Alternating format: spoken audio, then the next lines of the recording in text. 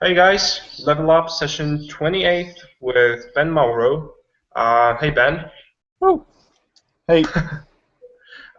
Today we are here with Darek, and Jonas Hey, will be man. joining soon because of his internet connection. So let me actually introduce Ben really quickly. I mean, it's not that it's necessary, of course. I mean, Ben is it's such a big figure in the concept art industry right now that I don't think he needs an introduction. But if you want to see his artwork, just go to Art of Ben and you will see all these amazing projects he worked on. And I personally love the stuff he did for Elysium. I've seen it featured on the Studio Hub quite a bit of time ago, and yeah, all this stuff. It's what I find really interesting about Ben's art is that he uses every tool possible to go and create. He paints off top on the photos. He paints from scratch. Then he uses ZBrush. He uses all their other 3D programs, which I think we will see him doing today, right? Yeah, that's true. Yeah, so that's perfect. And for more updates and stuff like that, go to Facebook and just follow Ben as a big thank you for him having time today joining us. I mean, Ben is a um, super busy guy. You just came back from Taiwan, right? Yeah, I went to see Scott Robertson and Sparse Workshop, which was really cool. Um, just trying to take time, just trying to slow down this year and uh, see workshops and visit friends and do a lot of that sort of stuff. Yeah, I've seen It's some been like photos. going, Yeah. been like going 1,000 miles an hour since like college, so trying to kind of slow down a little bit, Um, travel and see the world and stuff. Yeah, man, that's like the dream come true for a concept artist. Really be everywhere and like match and try to find different sources and like. Oh, there you go, Jonas. Hey, man. Jonas. Hello. So, is your internet connection working? Suddenly, just magically, when the show started, it started working. Oh man, All right. good karma, right? Okay, so I'm just showing off Ben's artwork, and we were just talking about Taiwan, the workshop in Taiwan with Scott and Sport, and yeah, I think we are ready to move on to the demo. Guys, Sure. feel free to ask questions in the chat section in here. Just type in with big letters question, so I will be able to actually pick this question really fast from the chat. Yeah, Ben, I have switched to your screen right now, so Okay. feel free to tell us a little bit about the stuff you want to do today. Yeah. So basically, a bit more of this stuff. I was noticing there's just a ton of like really awesome illustrators and painters and stuff, and so maybe we'll get to that towards the end. But I was just wanting to show you maybe this process for creating a nice production illustration using 3D as a base, but building everything and constructing everything, which is really helpful for say if you're working in games, you can hand this off to the level designers or the whoever else down the line, or if you're in film, you can hand it off to the VFX guys as like, here's the block out for the scene, and then you can hand them the, the nice illustration on top, like this is what I want it to look like, sort of thing. So these are just some examples in the past of Nice. this sort of process.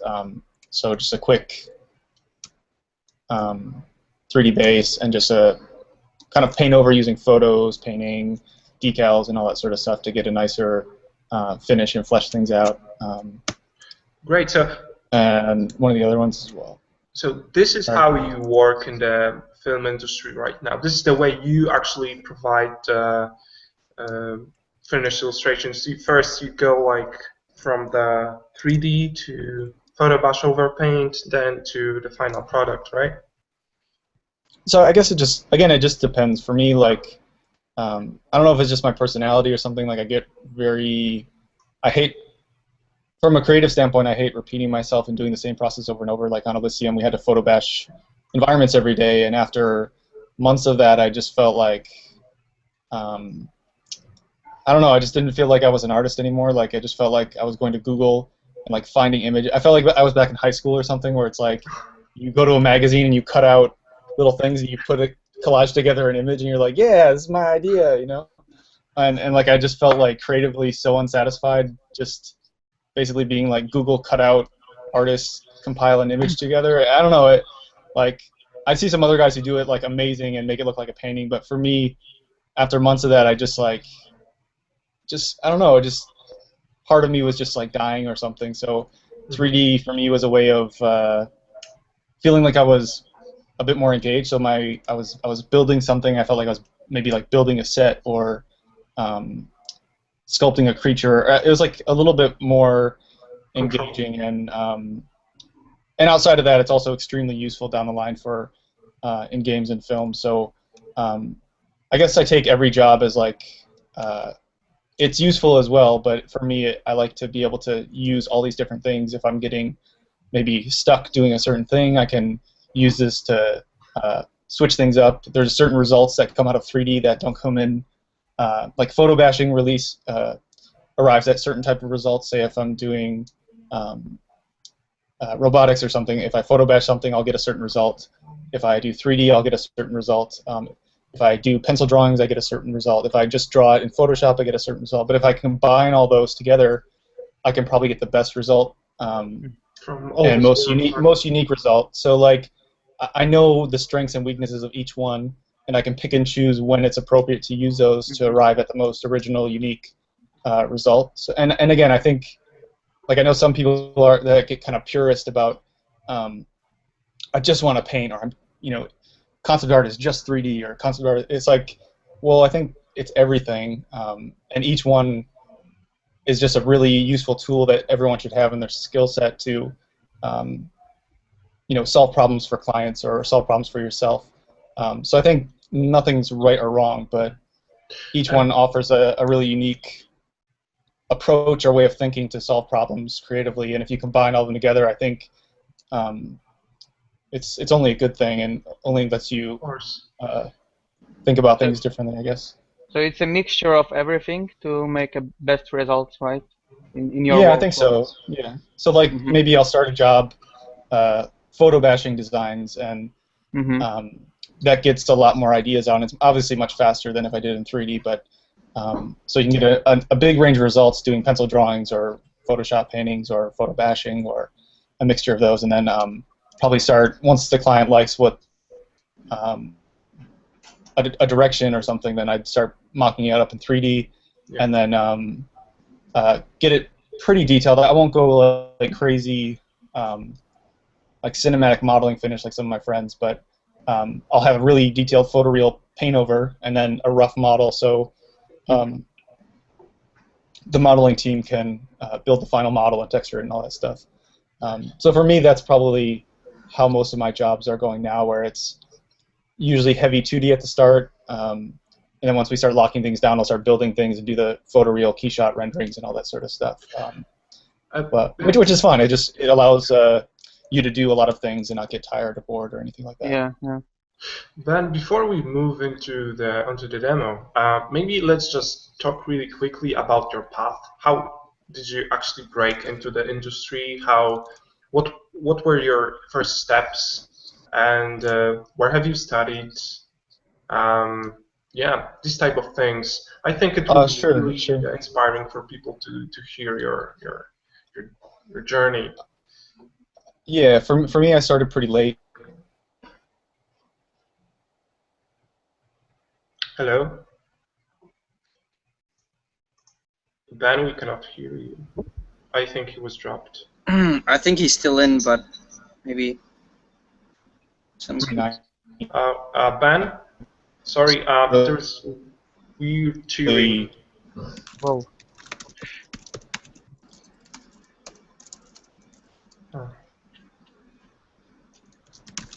Can you hear me?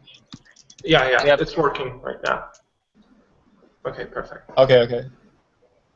Okay, I can. Guys, it just must have cut me out or something. But yeah. yeah, I guess I started pretty late, like Maybe. high school. I was like 18, 19 when I started, I guess. And initially I wanted to be a level designer or make like levels in like Unreal or something. So I went to like a video game school in Seattle called DigiPen out of high school. Yeah. And started going more into 3D animation, and they had us drawing a lot, and a lot of the concept artists out there kind of told me that's probably not the best route to go in, because at the time I was probably just trying to get in a low-level position as like a 3D model or something, and they're like, yeah, you don't want to do that. You don't want to be modeling other people's stuff your whole life. It's creatively, it's it's a job, but creatively, long-term, you'll be much happier being a concept artist or being able to come up with your own ideas and all this sort of stuff. So they kind of steered me in the direction of being more of a concept artist, and all the concept artists I wanted to be like were from Art Center and studied industrial design. So I didn't know anything about industrial design. I kind of was self-teaching myself more down an Illustrator path, and teaching myself with like Noma DVDs and stuff from Scott and Ryan Church and those guys. But I got a portfolio together and applied for industrial design. I got rejected for industrial design, but got into illustration. And so when I went out there, I switched all my classes to industrial design. And then after the first semester, I had an industrial design portfolio, and then switched into industrial design. So then I got my foundation in industrial design with guys like Scott Robertson and Neville Page before they got crazy big on Avatar and stuff. So it was pretty lucky to have a lot of really great teachers at Art Center. I don't think there was much of a curve after that. Like I did internships with Scott over the summers on Alien Race and some IP development, and I guess it was pretty straightforward because Art Centers, all your teachers are working professionals, so the gap of like breaking in, it's not really breaking in. It's just your teacher is just like, you do a good job in his class, and it's like, you wanna come work over the summer? It's like, yeah, sure. And that's like, then you're in, I guess. So there's no real. Art Center was pretty awesome because there was very little of that breaking in scenario. I guess it was just sort of like pretty easy. And just started internships at like Sony Pictures Animation with guys like Paul Lassane and some really awesome Viz Dev guys, Luc Desmarchelier and Armand Serrano and Marcelo Vignali and all these guys, like a lot of guys I looked up to in school. So it's cool to have a lot of early internships and things with a lot of people I look up to, and then met Richard Taylor at Comic-Con and showed him my portfolio, and they liked my portfolio and kind of gave me their card and was like, kind of keep in touch, we'd love to work with you someday, sort of thing. And it took about a year after that of still kind of going to school and starting to work freelance, and then they finally had some work for me and moved down to New Zealand and was there for about 4 years, and then just freelancing and working and trying to take some time off to see the world and just be independent for a while. Yeah, that's a lot of experiences. That's a lot of experience. So how do you feel about Art Center? How much work have you done there? Then is the program so intense as the opinions about it? Like, is it? I think so. I mean, I'm demanding? not sure what it's like. I'm not sure what it's like now. When I was there, it was pretty intense. I mean, it's like anything. You get out of it what you put in, and for me, I really wanted to work with Scott, so I made a lot of effort to push myself really hard in his classes and try to get that opportunity, and was able to work with him, and I met a lot of great. And of course, with school, a lot of it isn't really. I think with a lot of it, you can get a lot of that education online now if you want to. You can download Scott's Noma DVDs and get a lot of the industrial design foundation that I got with the perspective and matte surface shading stuff. But a lot of what makes school great is just that camaraderie and team environment where you're working and with like 30 other students and you're all learning and sharing ideas. And when I was in school, John Park and I were in the same class and were roommates for a lot of our time at art centers. So I don't know, you know, you just make lifelong friends. And most of the guys I talk to now went to art center and helped me get jobs, and I helped them get jobs. And it's you wouldn't get that if you just were by yourself, just watching DVDs, you know. So yeah, even online really classing gives you that, right? Even if you are taking like a class on Schoolism or class on CGMA, it's not that you can really surround yourself with people that are so passionate about it. I mean, there's just no way. I mean, if you are if you are a roommate with John, it's like it can spark so many different ideas, creative. Like if the two creatives crush like that, the amazing thing can happen really. So I'm really it was really cool. And sorry. Yeah, go ahead. Sorry. I was gonna say yeah, it was really cool, and there'd always be people over, and we'd always be trying to, like, since we were all just starting, it's like trying to figure out how to do this thing or design this thing, and we'd be up till like 4 in the morning just like working and having coffee and like just like, I don't know, it was a really cool time, like everyone pushing themselves and learning new stuff and hopeful about where we might go in our careers. And it was really good times, really good years going there. I don't regret that at all. Nice. Thank you for sharing all of these thoughts and memories. I think that people will appreciate. No worries. So, all right, let's move on to the demo. Let's see. Sure. So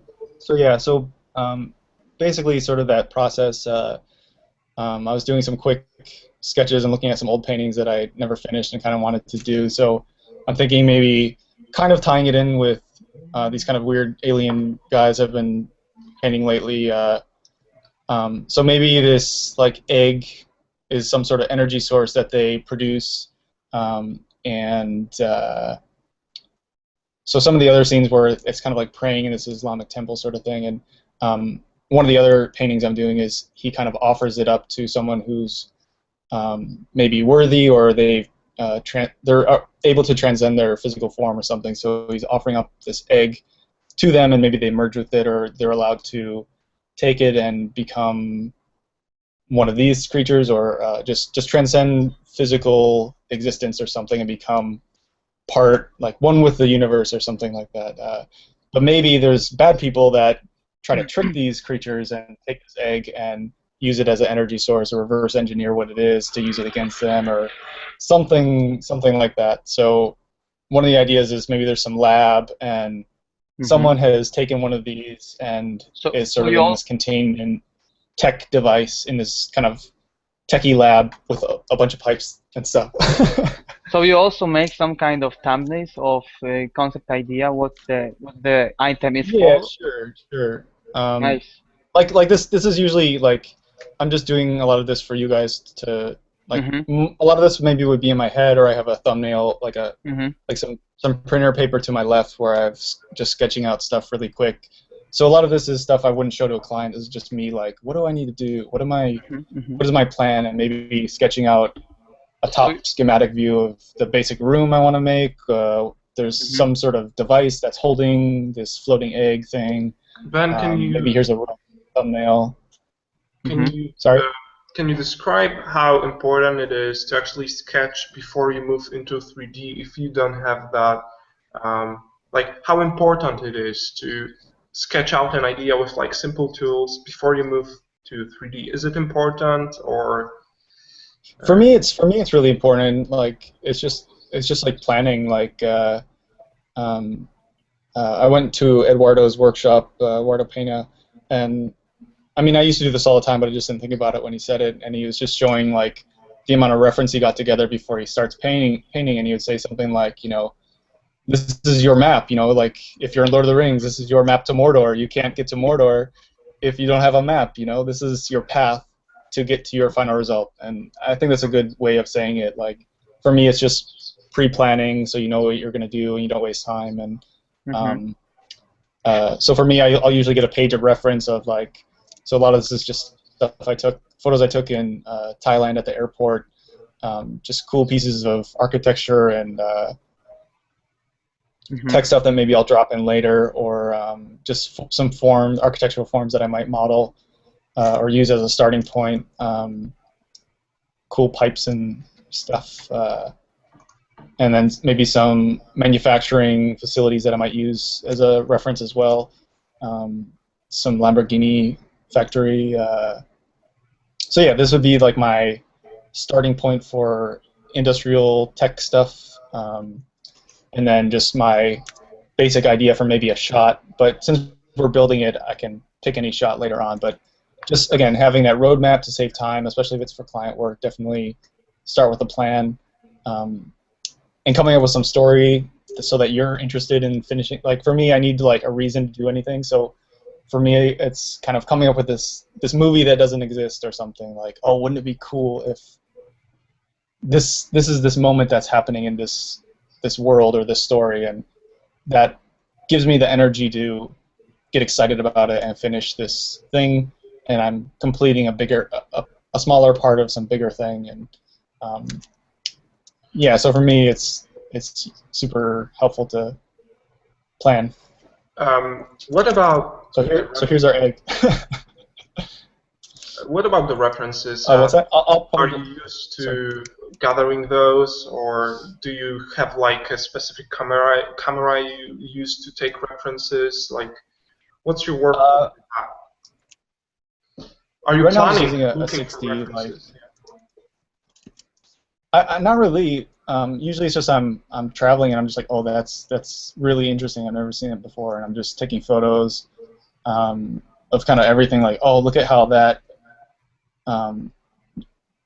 Look at how these things are constructed. I've never seen that before, and every new city is different, and every new city has some interesting things. And I think that's probably the most interesting thing about traveling, is just seeing the different ways, the different infrastructures of cities, and different, like a rich city compared to a poorer city, and just how everything fits together to make this living, breathing organism that is this kind of city.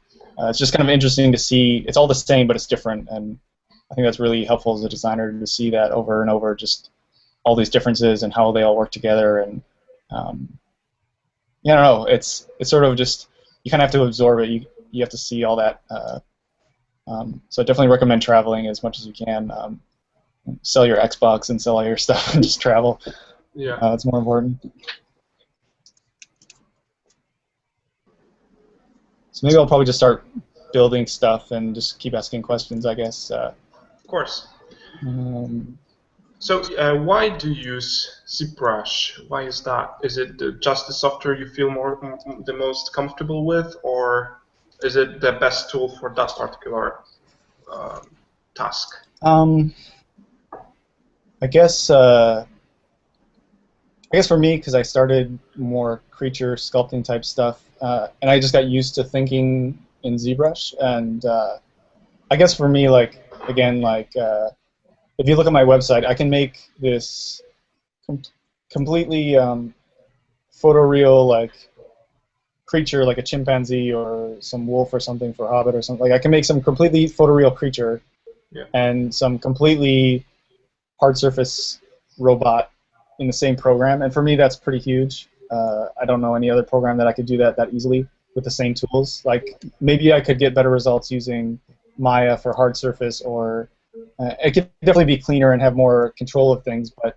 for me, the versatility of ZBrush is so powerful, and it's only getting easier, and there's maybe a few instances where it's like I just need a polyhedron or something, so I'll go into Modo and take a sphere and go down the lowest subdivision level and just select all the vertices and bevel those and get exactly what I need. But for 99% of the stuff, I can use ZBrush for everything, which for me just saves me so much time instead of learning like 10 different programs to do something. So it's more just that. The versatility of the program is pretty unmatched in my opinion. So until someone else makes something better, or ZBrush. They're always improving stuff, so it's always getting easier. Yeah, I personally love ZBrush. It was really hard to get through that interface first, but once you get through that, it's really intuitive, and sometimes even more intuitive than the regular kind of setup of programs, of panels. So once you break that thing when you open ZBrush and you're like, I don't know where to look at, then I think it's just devote like over 20 hours to it, and I think you will be more comfortable with the whole idea of ZBrush. Yeah, it's like anything. Like when I open Modo, I feel like I'm 5 years old or something. I can't even like rotate an object in 3D, and then you just start working with it more, and you're like, oh, okay, that's how you do that, and you just kind of get used to it. And let me actually look at the questions, so you will have more. Sure. I won't be that disruptive. I won't be interrupting. Yeah, probably it's probably tough for me to work and talk, but I'll do my best. Yeah, yeah. So actually, guys, are you there? Darek, Jonas? Yep, we're here. Okay, so maybe let's actually talk through questions while Ben will be working on his designs. Okay, so let me actually scroll through the Jonas, are you doing any overpaint right now? Or? No, not yet. Okay. I might do one in the second half. I kind of want to watch Ben do his magic. Okay. It's gonna be sorry, but it's probably gonna be super boring. Just like the first part is just like cubes and whatever. No, but it's important, you know. Cubes and making columns and pipes and stuff. Yeah. Yeah. You have to go through that stuff to get to the sexy stuff. So. Okay, so I have a cool question. Do you think that self-taught artists can compete with students from schools like Nomon Art Center or FSD in order to get a job? Jonas, what do you think? Yeah, of course you can compete with them. The only advantage that they have is a much steeper learning curve. So, you know, you get a very compact amount of information. You learn very quick. You see people who don't really know how to hold a pencil day one, and they come out and they're pretty well trained. People like us who are self-taught, it takes longer. But the outcome doesn't necessarily have to be different. I think we can all get as far as each other or as one another. It doesn't really matter. It's just about, you know, see it as an investment. You know, you're kind of buying a shortcut. I mean, it's not really a shortcut, but you'll be forced to do a lot in a short amount of time. You can't really self-pace, and you'll get a lot of information in a short time. So you'll probably get there quicker, but it's definitely by no means like it's definitely not necessary. You can get there just through the internet. You can get there completely for free. I've never bought a single tutorial in my life. I've always watched free stuff on YouTube or, you know, through my digital tutors account that I got. And yeah, you know, seems yeah, it's all about how much you just gain from your own learning, you know, sessions, like how much you do and how much you practice. It's not like you do if you go to the good school, you will be, you know, amazing artist. It's not like this. You can go to the very bad school or even not, you know, just go nowhere and be amazing artist. Self-stuffing all the life. So it still goes down to the really sitting there and doing it, and being surrounded, like Ben said, with all these creative individuals, like he was in art center or anywhere else in any school environment. You're surrounding yourself with authority and your peers, and that actually is just an extraordinary boost for your learning curve, because yeah, it's of course it's helpful to just be around by exactly. And when you are alone at home, it's much more different to stay inspired. It's much more harder to get inspired. It's much more harder to actually sit there and do these things, because you cannot really meet up with people that are so passionate about it as you do. And I feel all these people being being unmotivated and feeling down because they just feel like they're alone with that, and then there's level up just to help you out, just for you to really feel that there are people like you sitting there in like dark rooms practicing all the Yeah, time. it's really easy to be burned out if you work alone all the all months and without meeting the people that do the same or even sharing the knowledge with them or being inspired because it's very vital, I guess, in our Yeah. industry. So I think we have answered this question, and there is one question related to the answer we already gave, but it's just a tiny bit different. So what about the age? I think we have answered that before. Yeah. But let's Many actually, times. yeah, many times. So does the age matter? No. Yeah, I would say no. I Yeah, mean, of course not. it's very easy to get intimidated by people who are younger than you. But trust me, even if you're in your 50s or in your 60s, we're also being intimidated. I get intimidated by kids who are 17 and are amazing painters, and I didn't know about concept art at all at that age. So there's always going to be people who are younger and who are learning faster. But in the end, like, it doesn't really matter. Who cares? I mean, Yeah. if you just put enough time into it, you'll get really good. And if you're older, you actually already have more knowledge than the young person in other ways. You already have, a lot of visual library, perhaps. Yeah, That's the also, life knowledge, just you have a lot of experience. knowledge, yeah, Yeah. and that you cannot underestimate. I mean, when I was younger, I would really try to do things as good as I can, and at that point, I thought this is the best I can do. And now I look back at stuff and I see my mistakes immediately. It's just because as you get older, you kind of get smarter because you have more experience. You know more, you understand more. So it's not really a disadvantage to be older, and don't worry about young kids. It doesn't matter. If you Yeah. really want to do it, just get the mileage. That's all that it really comes down to. And in the industry, no one's going to discriminate. No one's going to get like, oh, wait a minute, you're too old for this job. No. Yeah, of course, man. Yeah, all that matters is the work. All that matters is your thinking and your mind. Yeah, exactly. When we It's were at all. Weta, one of the oldest guys in there was one of the best Mhm. designers. Mhm. You can always look at it like that way. Like, Yeah, it's all up if you to think you if how you think much. that you're old, it's like you have more life experience to offer to every design you do, and that's what Yeah. Yeah. Cool.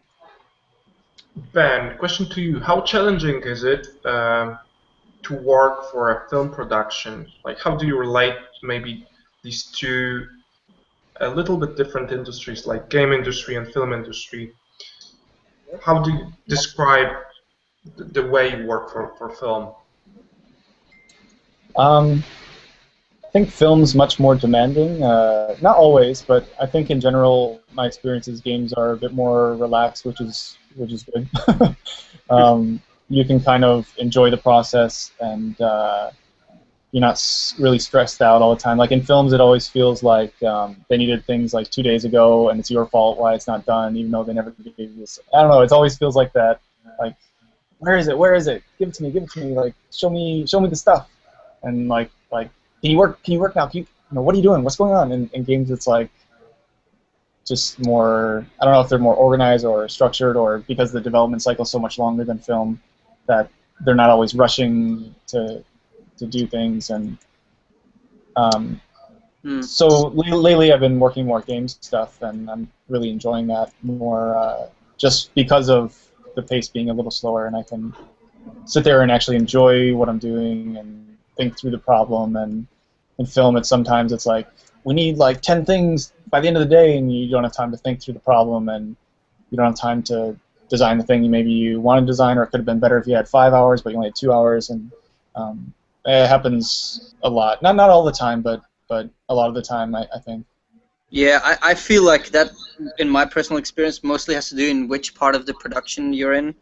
That I too, feel like yeah. in post, and when you're in post and when it's crunch time, everyone's going crazy. And like Ben's saying, you have to do stuff, and you don't even have time to wrap your head around it, and you have to start, doing output. But when you're doing pitch work or when you're doing early pre-production work, I think it's more similar to games where you actually have time to just go crazy, paint stuff, try a lot of different things. I'm doing some pitch work now for the last few weeks, and it's just been amazing how different it is to post-production work, where I can just paint, and it doesn't matter. I can sketch with pencil. I can just have crazy ideas.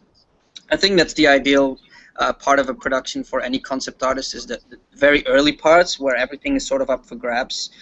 But the closer you get to the deadline, the more restrictions you get because everything has been created and all these people have gotten involved. You know, there's VFX supervisors and this guy and that guy, and then there's the studio wants this, and then the director wants this, and some other client wants this, and so yeah, I think it really depends where you're in. But yeah, that's my personal opinion.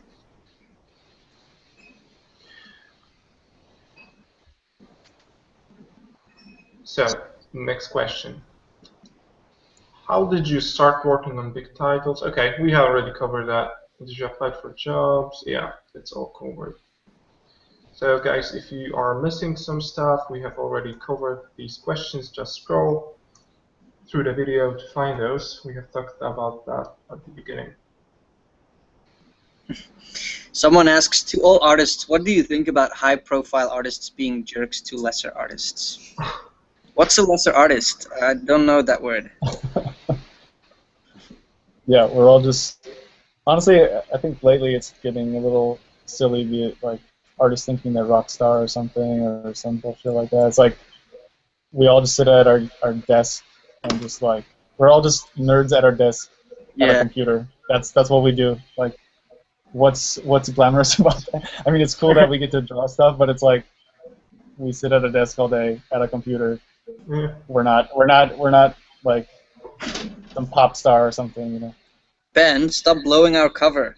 The internet should not know. We are rock stars. Yep. We are surrounded by beautiful women every night who tell us about our paintings. Criticize it. But yeah, I mean, I don't really have experience, or I don't really know that much of stories of you know, more successful artists being rude or mean to lesser artists. On the contrary, I find a lot of people are very humble and willing to help. More and more, I think the secrecy of how it's done is sort of disappearing. And I don't mean just level up, just in general, you know, people share a lot more stuff. Many artists share their brushes, many artists share their, you know, resources or whatever.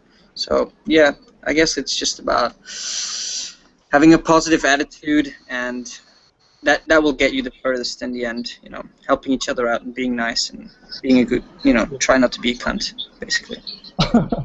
Yes, yes. Ben, I want to go back to the sketches you did, and you have sketched down the particular views on the setting you are building right now, right? Yeah, sort of. It's like I have an idea for the shot, and then I'm thinking, okay, what would be an interesting space for that shot? And it's like, okay, it could be this catwalk area, maybe some pipes and stuff to have your obligatory foreground, dark foreground elements hanging down, or some interesting angles that could be leading our eye to this central focal point. So yeah, it's more than just like thinking like architect or something, just finding out this space. When you are designing hard surface stuff, how do you think about functionality? Do you worry about it, or you go back to the brief when it's described, if it's described, like the functionality of the design you have to create, or you just go with the flow and like tweak it later? How does it work? Again, I guess it just depends. Like for me, I see everything as part of a process. So, so for me, it would be like general to specific. Obviously, it depends on the client and the job and the assignment. But like, try to figure it out as much as you can so it saves time later. But if it's like the first round of design and they just want a lot of ideas to get a feel for like proportion and stance, and it's less design maybe and more just like that, just like, okay, this is small thing with pistols, or this big thing with this hulking thing with this sort of shape and proportion, and like, yeah, we like this direction, and then it's like, okay, what does that arm design actually do? How does that rotate? What does the face actually look like? What does that gun actually look like? What does this actually look like? And again, more general to specific sort of thing, depending on again, where we are in production and what the client's asking for. Okay.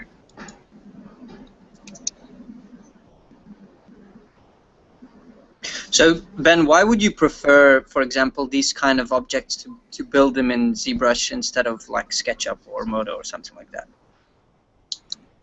Again, like I guess I mentioned earlier, like I guess I'm just really comfortable in ZBrush, so I don't.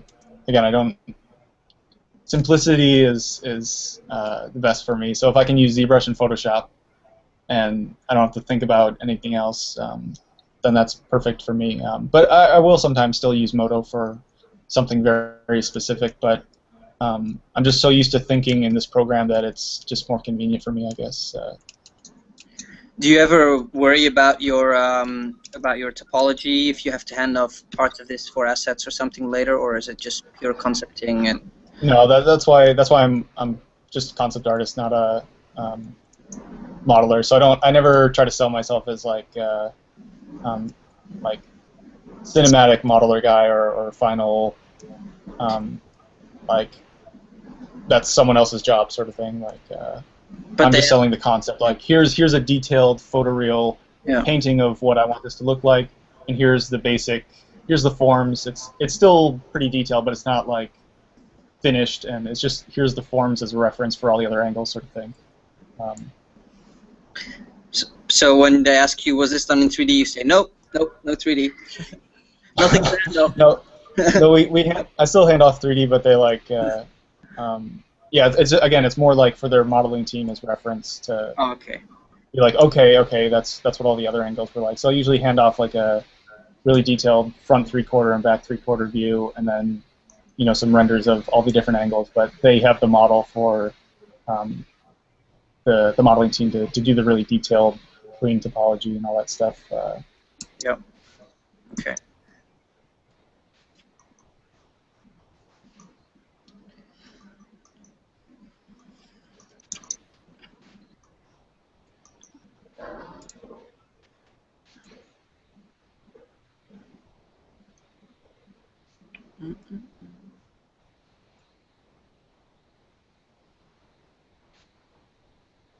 Yeah, sorry, it's going to be a little boring. I'm just looking at the questions. There's a lot of questions that we've answered many times, like do you and so on. We have a lot of viewers who just come in who haven't seen any of the previous episodes, so we tend to get the same questions a lot, but we try to avoid them because otherwise it gets really repetitive for other people who watch. Yeah, Jonas, you know what? I figured out that we can actually create like question and answer section on fusroda.com. So actually the same like that the questions that we answer every time Yeah. just covered on the site, and we can just refer people to Yeah. because it's like a Bible basically for people. It will be like one place to go to, and I think it will be much easier, and it will save us some time during the session to actually go through much more specific stuff, not cover basics all the time, right? Yeah. I think that would be a good idea, even though I'm pretty sure a lot of people would still not read it and just ask the questions anyway. But Yeah, that's just how the internet works. We just have to live with it. Yeah. It's okay. Okay, here's a little something different. Ben, is there a movie that you really looked forward to and then you got disappointed with how and what you designed got redesigned, and it disappointed you in a way? Does that make sense? I don't know. I guess so far I've only had a few films that I had more of a bigger role on, but for me it was more like just to see how it came out. So it was kind of like the first time. So it was more like, oh, that's how they got used, or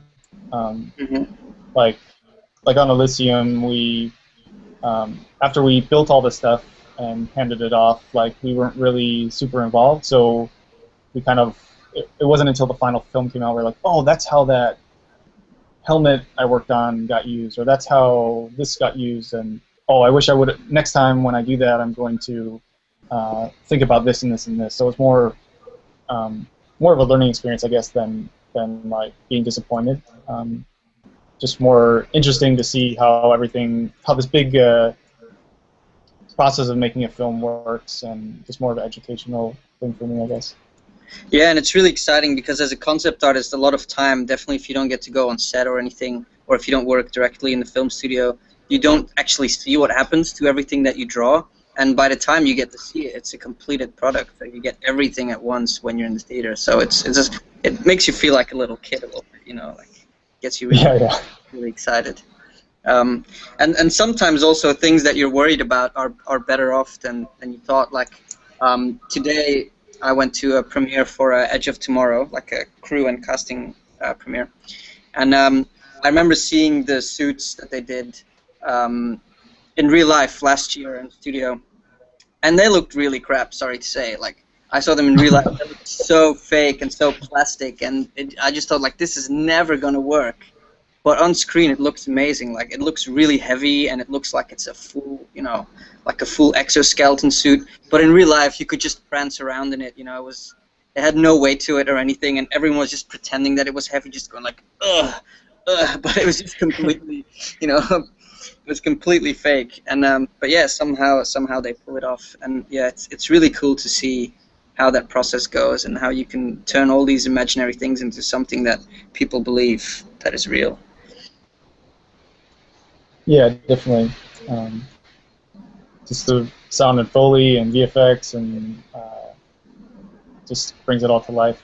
Yeah, yeah, the sound's definitely very important, I think. There's I think a really cool questions from Vanya. Can you talk about your thoughts on the design language, how you make things look creepy or big or comfortable, etc. How you get inspiration right for these things? I guess a lot of it, again, in Croatia, I think there was a similar question, and I guess it just comes down to reference, like what things in real life evoke that feeling in you. Like if you see some vehicle that makes you think it's aggressive and scary, why do you think that? What is it? The forms? Is it like why does the tumbler look badass? You know, why does a stealth fighter jet look the way it does, and sort of the function it does? And I think a lot of it just comes down to, again, you see all the reference I have, just researching the things you want to have that feeling you're going for as a guide, and at the end of the day, like looking at what you've done and say, does this give off the feeling that I'm trying to convey? Is my goal is to make this aggressive, mean thing. Here's my reference for aggressive, mean things. Do I feel like this has captured those either angles or functions or whatever it is you're going for? And if it doesn't, then look at your reference and analyze it and break it down. Maybe do sketches of it, or try to analyze or look at more videos of how that thing works and why it looks the way it does and functions the way it does, and get more of those, of that design aesthetic, if that's what's making it look the way it is, or whatever function of that, and putting it into your design more. Yeah, so it comes down to deconstructing the visuals that are already there that we assess with certain feelings, and then basically apply it to your work in a certain way that you need, right? It's like looking for clues among visual noise, and then just, okay, this is looking big. Why am I looking at this picture and I feel that it's just humongous thing? Why is that? Oh, maybe because the human figure is that small in here, right? So let's apply that into my painting. Then I will create that kind of a feeling. But that's just one thing. You can analyze further, and you can go further with that. So basically, yeah, whenever you feel anything about any picture you see on the internet, maybe you can just stop just looking at it, but start observing it, like analyzing, start asking yourself questions. Why is that giving me certain feeling? Why is that giving me these sensations? Why is that? And then that's why studying is so important, because you are forced to do that. You're forced to deconstruct, and you are forced to think about certain things, and then it becomes a tool in your tool set. You basically have a tool bag with you, and okay, I need scale. All right, I remember that this is working for scale, so I will do that. Right? That's why studying is so important. Yeah, that's a good point. That's a good point, because it's important to understand how the objects are, built, or why they are that kind of, that kind of size. And if you understand it, you will be more able to depict it in the right way, like showing the scale and showing how the big it is, or how it's built. Because the observing, it's not only like just doing the study without thinking. It's like Wojtek said, it's like analyzing and then understanding and trying to put the as much work as you understood into the actual work you do. So it's basic that to be aware why it's something is that's structured is it's vital stuff, I guess, to understand the object. Yeah, and it's like, especially if you're not familiar with your subject matter. Yeah, and that should be your first step is familiarizing yourself with the subject matter. Yeah, exactly. Like, if you don't know anything about robots, study robotics, study vehicles, study how machines are made, study everything. It's like, because you might say, oh, this person is sorry. And this also comes in another question that I have for you, Ben. If you don't know something, you will try to study it before you start regular work on it, or you just try to learn it while you are working on the client work or something? Ideally, I'd be okay at it, or have a good starting point before I take an assignment that I've never done before or something. Because it's all about challenging yourself, right? It's like like knowing the things in the air, because sometimes we don't have time to study. It's no time to study that kind of object, and you have to do this. The job needs to be done. So, Ben, would you rather work as a freelancer, or would you rather work in a studio? What suits you more, and why?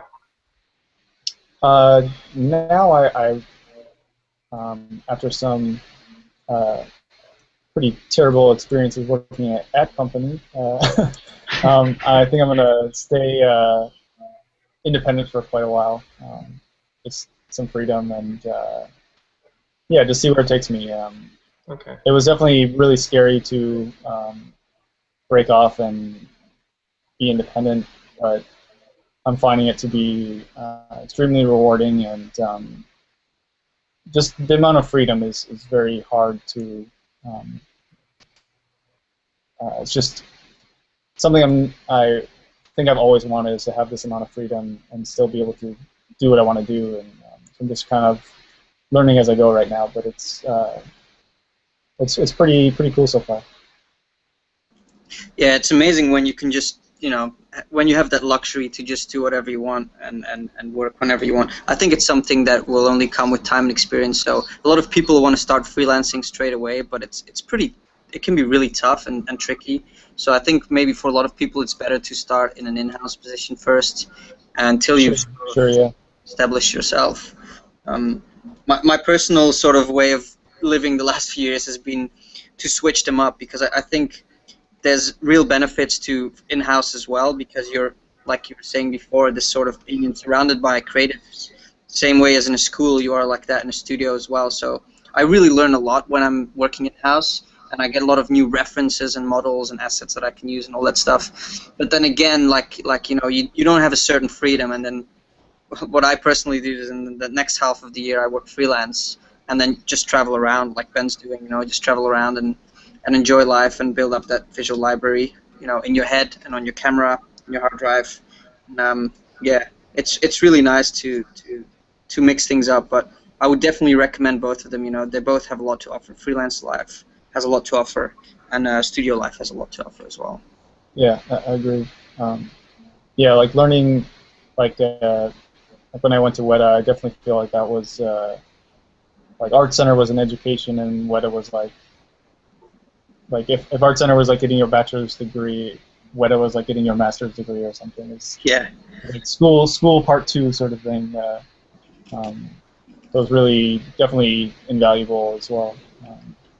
Working around people that you look up to is hugely important, I think. And it reminds you that you're not alone on this journey.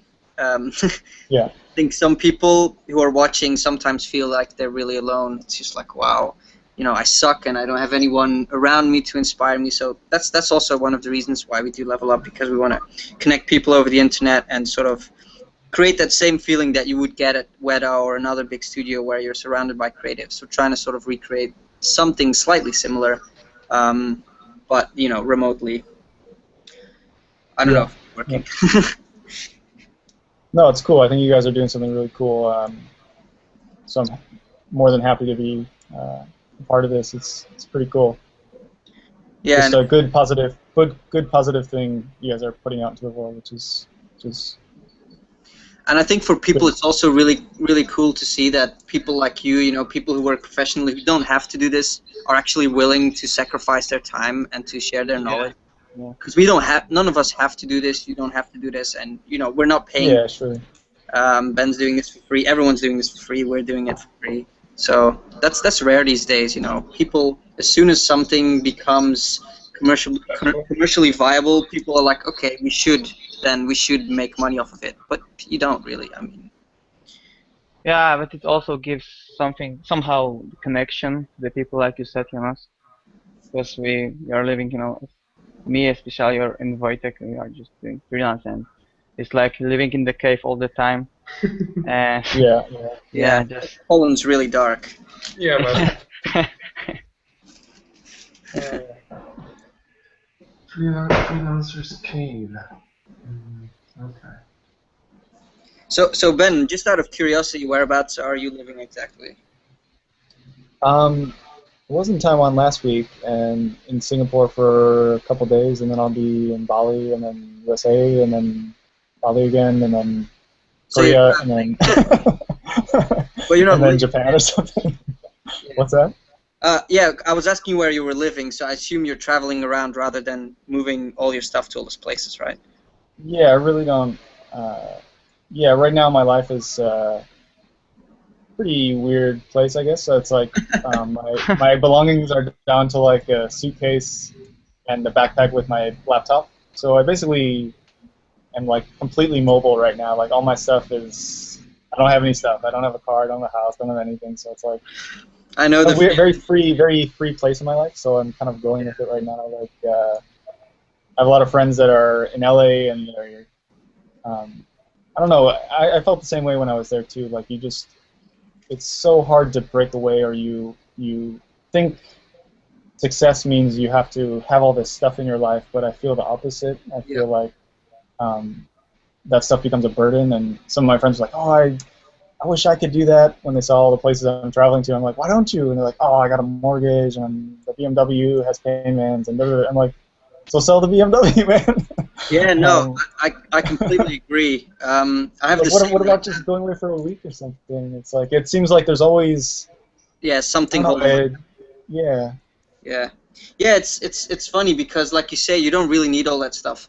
For example, I've been in London now for 7 months, and I'm still here with the same stuff that I was traveling through Australia and Southeast Asia with last year. So I'm the same as you, just 2 bags and a laptop and a tablet, and it's all you really need, you know. And I always think back to that line from Fight Club, which is everything you own ends up owning you, and it's so true. Like, it's very true. Really true. Everything you own does end up owning you, because you're like, oh, you know, I have stuff in Berlin and I have stuff in there, and you know, you have all this sort of traces that you leave everywhere, just stuff that you own that you have to put somewhere, but you don't really need all that crap, you know. You don't really need. No, it is really strange how that, like, especially in the USA, where it's very kind of consumer culture, and ever since you're a little kid, you're like made to think that's what you need to buy stuff. You need to do this. You need to do that. And like leaving LA for New Zealand was like, oh, I'll be back soon. I'll just put all this in storage. And then you start to see how much crap you have. Like I had a wall full of books that I never looked at, and like you know, it's like the new Pixar book would come out. I'd get it and put it next to the other Pixar book, and I wouldn't really look at them, but I'd have them like as some sort of accomplishment or something. And I don't know, it's a weird thing. Like, I have, my collection is complete, and it's like I really look at like 4 books. Honestly, I probably look at like 4 books or something. So moving was pretty awesome, of just kind of purging all that stuff, and Yeah, it's like you're able to. It helps you to break free from the sort of indoctrination that society has done on you all your whole life, pretty much. Yeah. Growing up in a Western country where you're constantly being bombarded that you have to consume and you have to buy. Yeah, yeah. It's almost difficult though. Like it's so weird. Like again, moving to New Zealand was like, okay, what should I get rid of? And you're like, oh, I can't get rid of that. That's my chair. It's just like Yeah, exactly. You want to get a chair. Who cares? Like get another chair. Who cares? exactly like you want to get rid of everything, but then you hold every item individually and you find a reason why you shouldn't get rid of it. Yeah, And you yeah. really It's like, oh, but force your brain. this Force your means brain. something to me. It's like it doesn't mean anything. It's just a piece of wood. It's just like IKEA shit. Like who cares? Yeah. It's Yeah. so funny. Yeah. I'm gonna ask some more questions because we're just talking away. I mean, that was a great point. When I was traveling to States, I reduced my,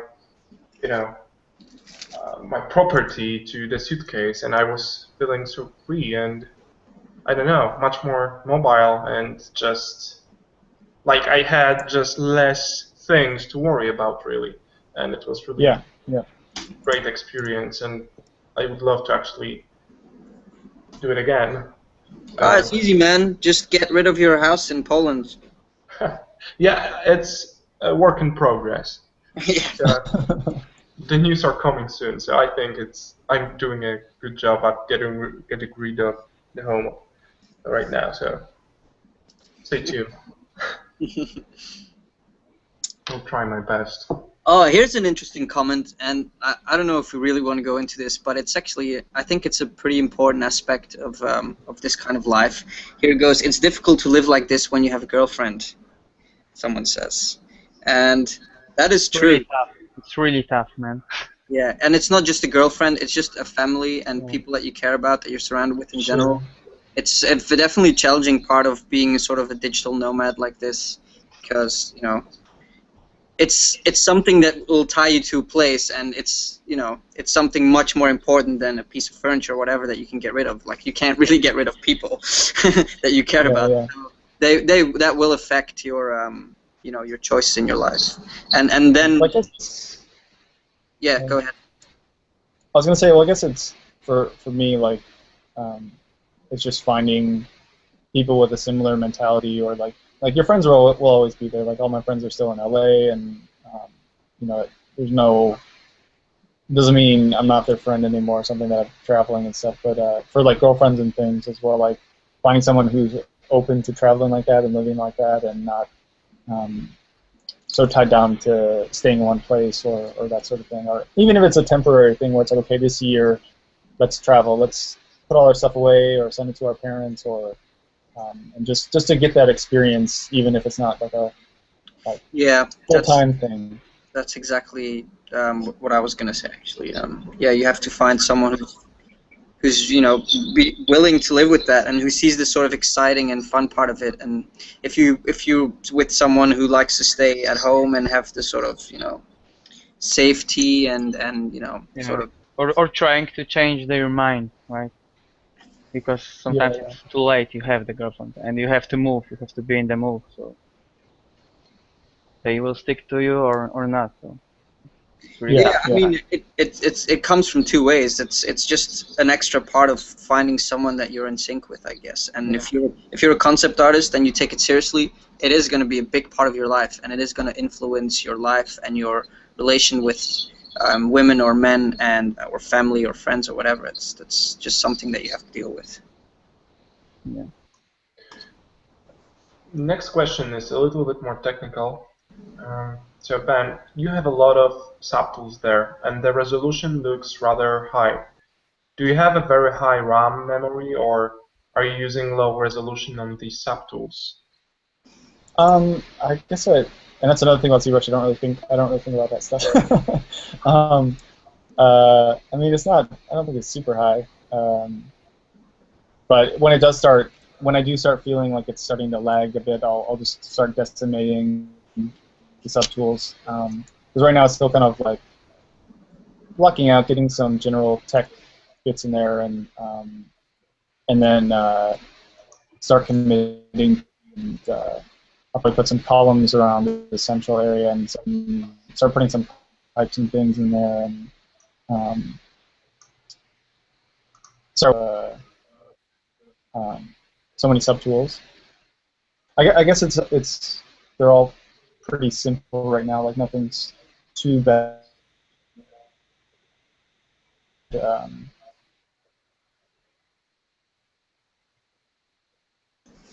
Yeah, looking really cool. I'm surprised that how fast you're actually modeling this stuff in ZBrush. I wouldn't know how to do it. I think there's something wrong with the connection. Oh. Yep. Let's actually try. Oh yeah, I think Ben froze. Okay, let's check out Facebook.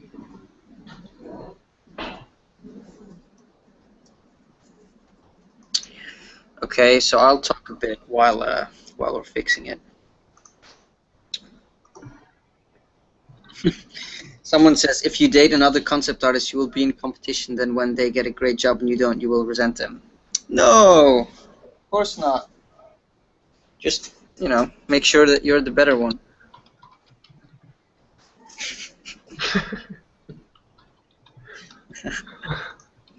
How actually you can do it? Sorry? Stab him? Just stab him? Or? Stabbing? Yeah. Just stab the other one? No, just break a finger or two. Yeah, exactly. Just don't give him the secret brush. Yeah, man. When is your digital painting panel coming out? Oh, shit. No, okay, wrong question. Sorry, man. Did someone ask that, or did you just drop the bomb? I just deducted it from our conversation. I'm actually trying to get Ben back, so give us one moment, and let actually Jonas talk a bit about. I will try to get. I know I've said this so many times. I will try to release it very soon. I could release a version right now, and in all honesty, I have not worked on it for a while because I've been super busy lately. But you know, I just want everything to be the best. I'm a perfectionist, and you're all suffering under it. Sorry. Soon. So, The ambiguous soon. Sure, man. Can't wait, though. I mean, I did a test ride. Yeah. So, yeah, I think you developed it quite further from the point I was checking it out. So, yeah. Did I send it to you when I was doing the beta testing? No, a little bit later. Okay, I think it's still pretty much the same. I've added a few new brushes. It's always about the brushes a lot because I'm creating new brushes and I'm thinking like, wow, these are so amazing. They have to go into the panel. I created some very cool character art brushes this week. Have you seen that plugin that some guy wrote? It's called Brusher. Yeah. I haven't checked it out because, you know, I personally don't need it because of my custom panel, but it looks very cool. I definitely recommend people. Guys, if you're wondering what's that, just go to fullstroke.com and then to resources page, and then you will find under miscellaneous. Oh, there you go. Oh, you're back. Okay. That's back. Perfect. Yeah, Google thing. We cannot control it. Sorry, man. It's all good.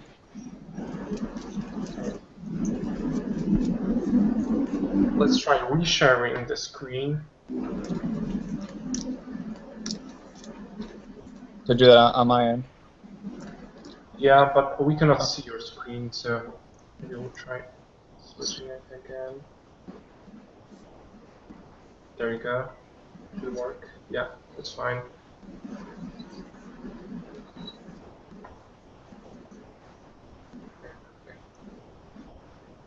So, how much of an actual artwork you get done in 3D? So, is it just coming natural to you? Okay, that's the ending point, or you just want to finish the whole design in 3D and then just flesh it out in Photoshop? Oh. No, definitely not. Like, it's definitely like. Again, I guess it just depends on the assignment or something. Like, say this one, it was more obviously like a pet labor kind of thing. So I was trying to get. I guess that's pretty far along, but it's obviously detailing and materials and things. So I wasn't sculpting like scratches and things because I know I could just throw a photo on top or I didn't model the roof because I knew I could just get a photo of a hangar. So it's like, again, I take it far enough. Like, again, I have a lot of friends that take it all the way and finish it, and it's like a finished thing you can 3D print it. And for me, that's like the end result instead of a first step. So for me, it's like back and forth with the client or with myself of, hey, this is far enough. Like, for example, this would be far enough to do a paint over. And I obviously like changed the environment. Like I pushed the back wall further back because it was more interesting when I started painting it. I didn't design any of these foreground elements. It's just kind of a starting point, you know. And again, that's where I was talking about using everything for what it's best for. For me, like me sitting there and designing something in 3D is too cumbersome because I can think faster in 2D. So when I start getting stuck in 3D, it's easier for me to just render it and switch over to 2D and start designing a joint or something, or figuring something out, because I can do that much faster with a photo or just figuring it out with drawing it.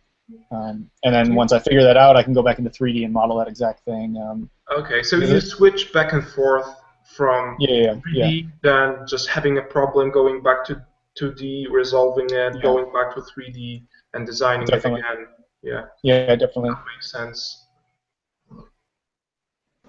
So yeah, I think basically what it comes down to, what Ben's doing, is that having all these different tools and techniques available, 2D, 3D, photo bashing. It's not only about giving you different design possibilities, but it's also about speed and knowing what to use when.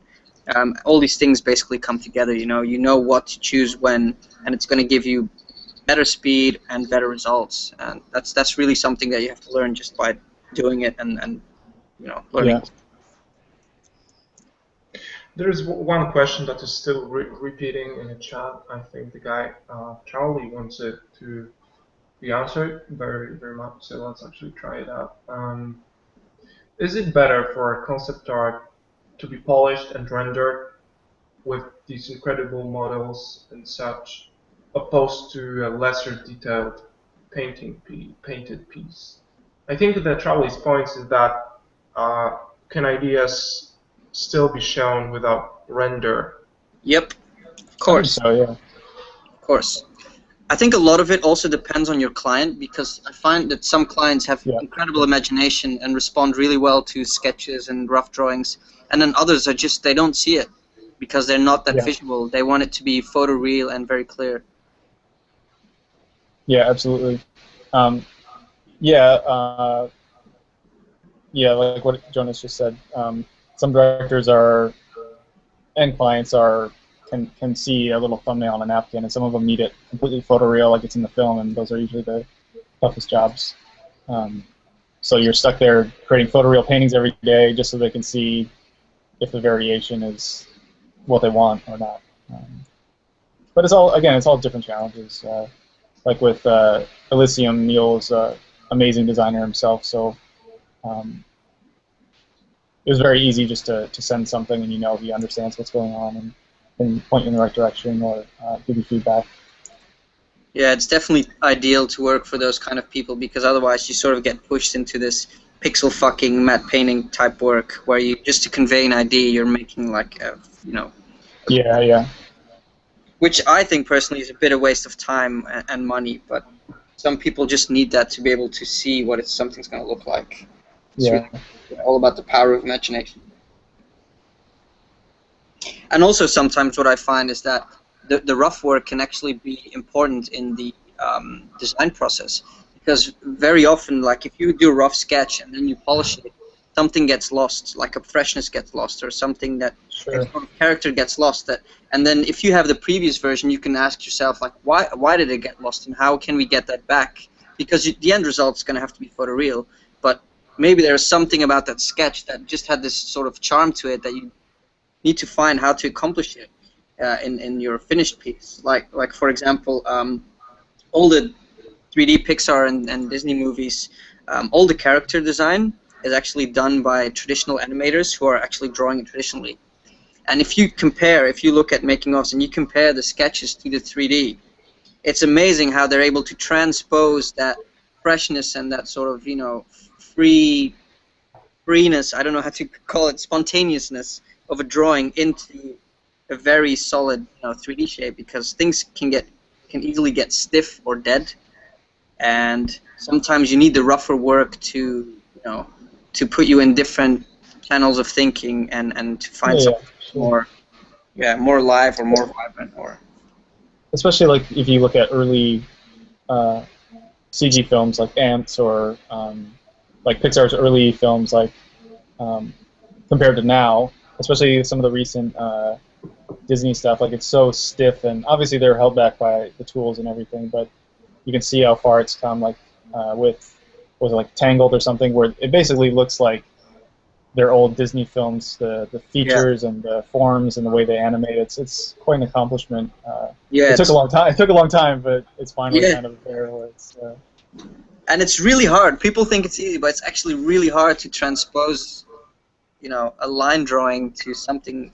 I remember that as a kid, I would always see like toys from The Simpsons or something, and I'd be like, oh, they look so ugly. Like they don't look like the drawn characters. Something's gone. They just look creepy, or it's just because when you put something to photoreal, I think there's a word for it in German. It's actually something very interesting that people should look up. I think it's called unheimlich or something like that. It's basically a theory which has existed for a long time that says that the closer you get to making something look real or photoreal, the easier it will be for you to spot things that are wrong or incorrect. So yeah, it's like the uncanny it's the uncanny valley. It's the same thing. Yeah, I learned it in German. Sorry. But yeah, that's definitely something interesting to read about, the uncanny valley, and how that affects your work process. Because it's really hard. Even if you have a lot of experience, it's really hard. Jonas, there's a question to you regarding Hammercross. How is your 3D library project going? Okay, so I know that I haven't given updates on Hammercross, even though we've already got over 100 people. Maybe you can just go through it again, like just for people that do not know what it's exactly about, just really quickly. Yeah. So basically, I'm setting up a team. Well, I'm setting up a project called the Hammercross Project, which is a library of free 3D assets that will have a website and that will be released and that people can use for concept art or video games or whatever you want to use it for. And our idea is to have sort of user-contributed content, but art-directed, so that it still has a certain amount of quality. And the Hammercross project is a specific sort of first run where we use a medieval theme, like a fantasy theme, and where we're going to build modular pieces that allows you to create virtually infinite amount of worlds or designs or whatever. So we're going to be deconstructing medieval architecture and items completely to sort of the bare, single elements, and then we're going to model all of that individually by different people of different, calibers, and then release all that stuff so that you can sort of kit bash those things together to form new things. That's kind of the basic idea. Awesome. So what's the update? The update is that there's little update. Yeah, I thought so. Because it's part of another project, of a larger project that I'm doing that I have not announced, that I have been working on for like 3 years, and which is a similar platform but more for concept art and writing and music production. But I will talk about that later because I don't want to get off track too much. But yeah, it's still going on, and I will try to probably launch it within the next month or maybe 2 months. Depends on my workload. But yeah, people who are interested in joining, feel free to join. I will message everyone individually once I have once I get the sort of the web page running and the forums where we'll be discussing our work, because people are it's a bit like Level Up. People are we hope that people will learn during this project as well about 3D modeling and texturing and all that stuff, because it's basically like a sort of a school of how to build 3D assets. We'll be doing high poly models, low poly models, baking normal maps, all that stuff. And the people who are experienced that I've talked to are really willing to help out the people who are less experienced. A lot of people are still students as well, but they're really keen to get better. So yeah, stay tuned, but take your time. All right, sounds perfect. And yeah, that big thing you were talking about, that's super exciting. That's everything I can tell. I hope so. I hope people will like it. We'll see. Yeah. Future. Yeah. Just crazy. But yeah, let's wait for official announcements. Okay, Ben, can you tell us what you're doing right now? Are you still I'm just refining a. Yeah. I'm just getting these kind of. I want these kind of columns here, and then I'm gonna start piping this place. Okay. Putting pipes everywhere. Nice. So we'll see how that goes. So yeah, just fleshing it out a little bit more.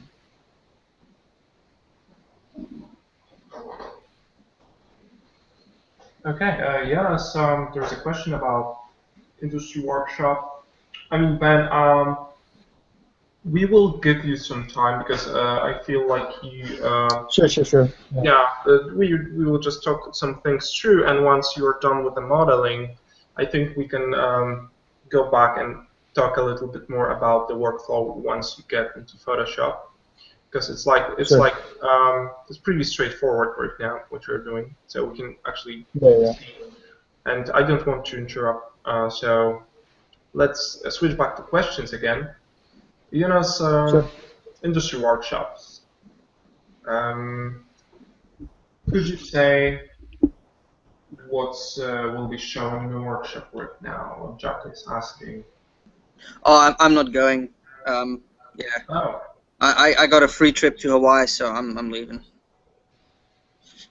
Are you kidding? Yes, I'm just being a troll as usual.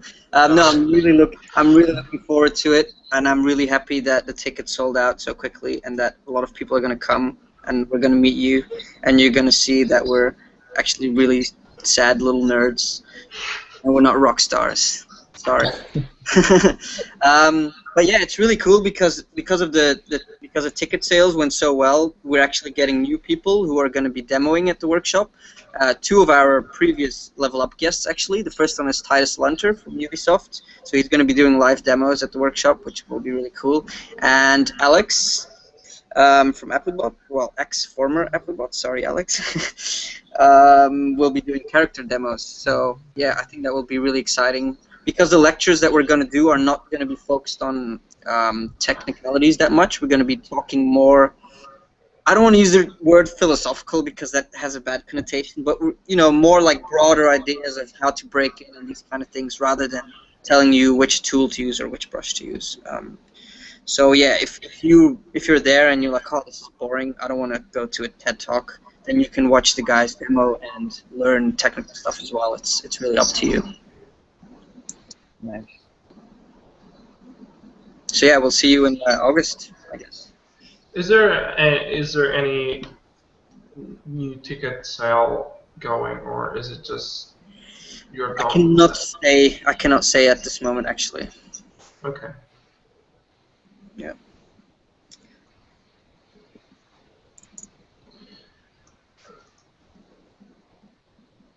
All right. Is there any overpaint going on, guys, from you? Yeah, I'm doing one. Yeah, I'm watching Ben, so I'm not painting. Okay. Darek, are you feeling free to switch to your screen and maybe you can talk a little bit about your overpaint? Yeah, in 2 minutes or 3. I'm just finishing this. Okay, sure. Actually, this is an interesting question to any of you guys or to Ben. How do you use the best camera position angle to show your subject in a 2D image, considering composition and perspective? I guess it all depends on the goal of what the client's after, what is the purpose of the image, and pick the best angle to depict that. Yeah, so basically what you're saying is like, am I supposed to show how this is going to be constructed, or is this more a keyframe where we want to see mood and composition? Kind of depends on what you're trying to convey, right? Yeah. Like if it's supposed to be a very intimate, let's say it's like the same scene with two actors pointing a gun at one another or something, and the emotion of the scene is the guy on the right is he's really angry at him, maybe you'll choose a different type of angle as opposed to maybe it's a sad scene where it's like his brother and he has to kill him for some reason, or it just depends on the context of the story, and that will dictate what shot you're supposed to, or the best way to shoot that. Or if it's a Tarantino film and it's supposed to be more about style and action, maybe you'll pick some low angle shot or whatever. It's all based on the context. Yeah, so guys, basically, if you want to learn more about what Ben's talking about right now, go to the Fusroda website, and under resources, books, we have some really nice links to, well, not nice links to nice books about visual storytelling and composition and how to use elements in your composition to convey a story. So if you want to know more about that, it's really interesting. Check it out. And again, it's also not about like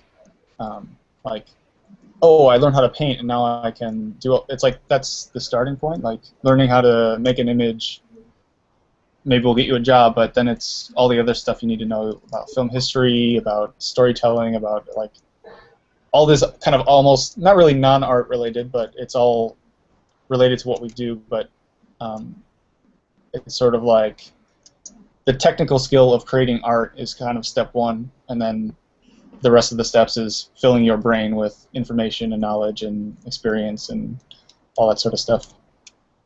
Now a lot of people are going, oh crap, wait, I got to do more than just learn how to paint really good. Damn, I thought that was it and I would be in. No, you got to do more. You got to learn about the world, and you got to learn about stories. You got to travel. You got to travel, definitely. Yeah. But yeah, that's the cool thing about it as well. I mean, I studied animation, 2D animation, and even though I never really did anything with it, and I'm not doing keyframe animation anymore or anything directly related, let's put it that way, it was still really cool because I learned a lot about film that I wouldn't learn if I just had a traditional art background. Like I learned how to do editing, and I learned about visual storytelling and all those kind of things. And it's really incredible how different disciplines seep into your concept art, because concept art can depict almost anything. If you know things about biology, industrial design, mechanics, all these things can help you. All this information can help you when you're creating images. And that's also why traveling is important. That's also information and experience that help you.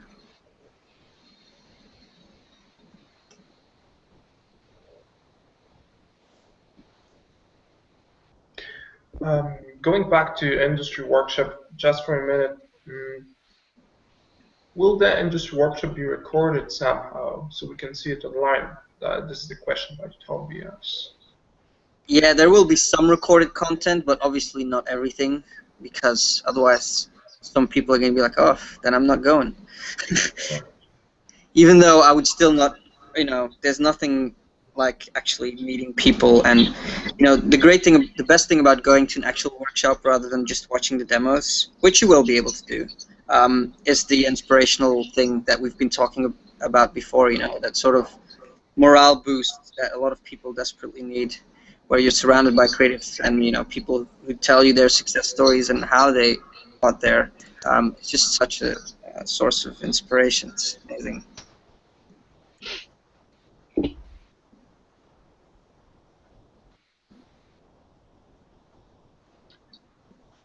Okay, here's an interesting question. Why is being a concept artist so hard? People say it is hard because we need to create worlds, but aren't illustrators doing that too? Who said illustrators have it easy? It's all hard. Yeah. It says craftsman. Yeah, it doesn't really matter what you choose, concept art or illustrator. It's up to you and what you feel more comfortable in. It's like some of the guys are amazing in high quality illustrations, but they don't maybe have that kind of mind into the concept art work, and opposite. So it's not that easy in both of the ways. You just have to practice as much as you can and then try to break through. Yeah, it's just a skill. I mean, learning to play the violin isn't easy, but people can do it. It's just the same being a concept artist or an illustrator. Yeah.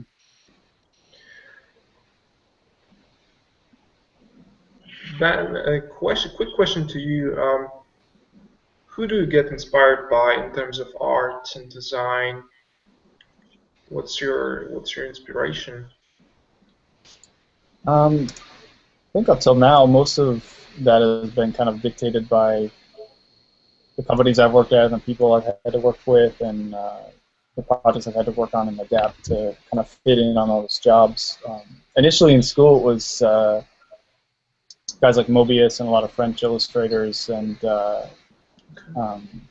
Shiro and Otomo and these types of guys when I was in school. And once you get into the working world, like at Weta, obviously Aaron and Christian and Greg and all those guys were huge influence on me. Sort of, again, it was sort of my getting my master's degree, quote unquote, learning from all those guys. So I think a lot of it came from where I worked, the projects I had to work on, and kind of adapt to and pick up as many and learn as many things as I could on a job. But still always love those French illustrators and things, and kind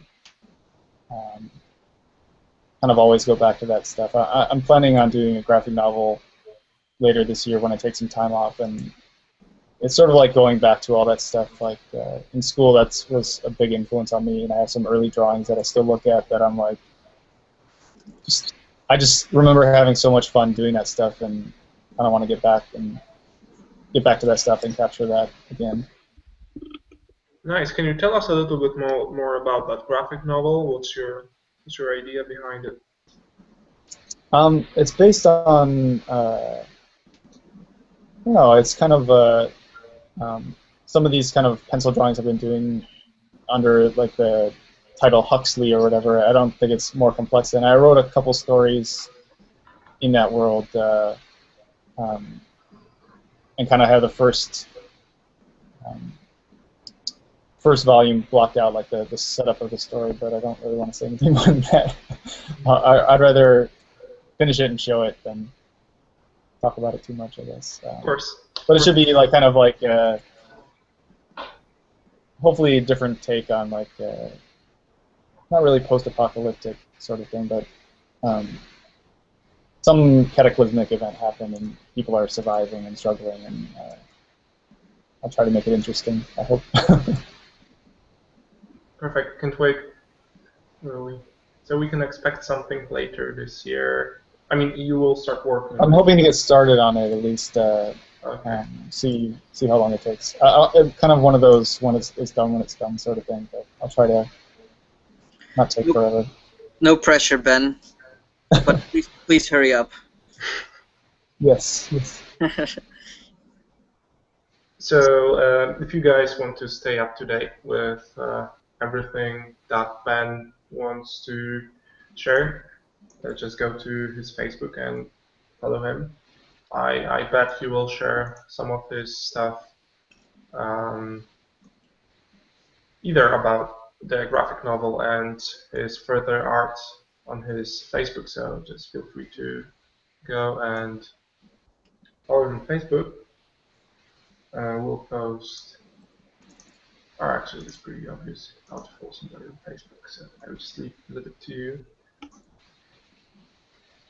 Just filling out some pipes and things. I'll try to trying to think of what might be the easiest way, or what I can do in 2D faster, but I just want to get some forms in there.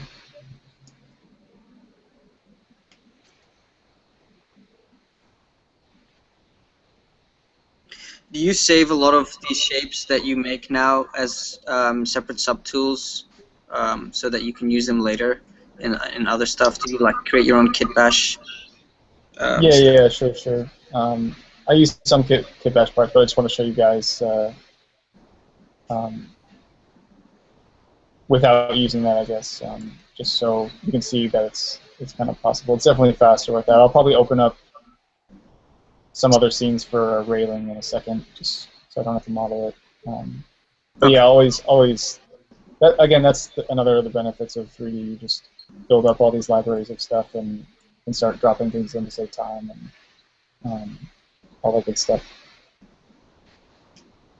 Yeah, that's an amazing advantage, and it takes a long time and a lot of work to get a nice collection like that.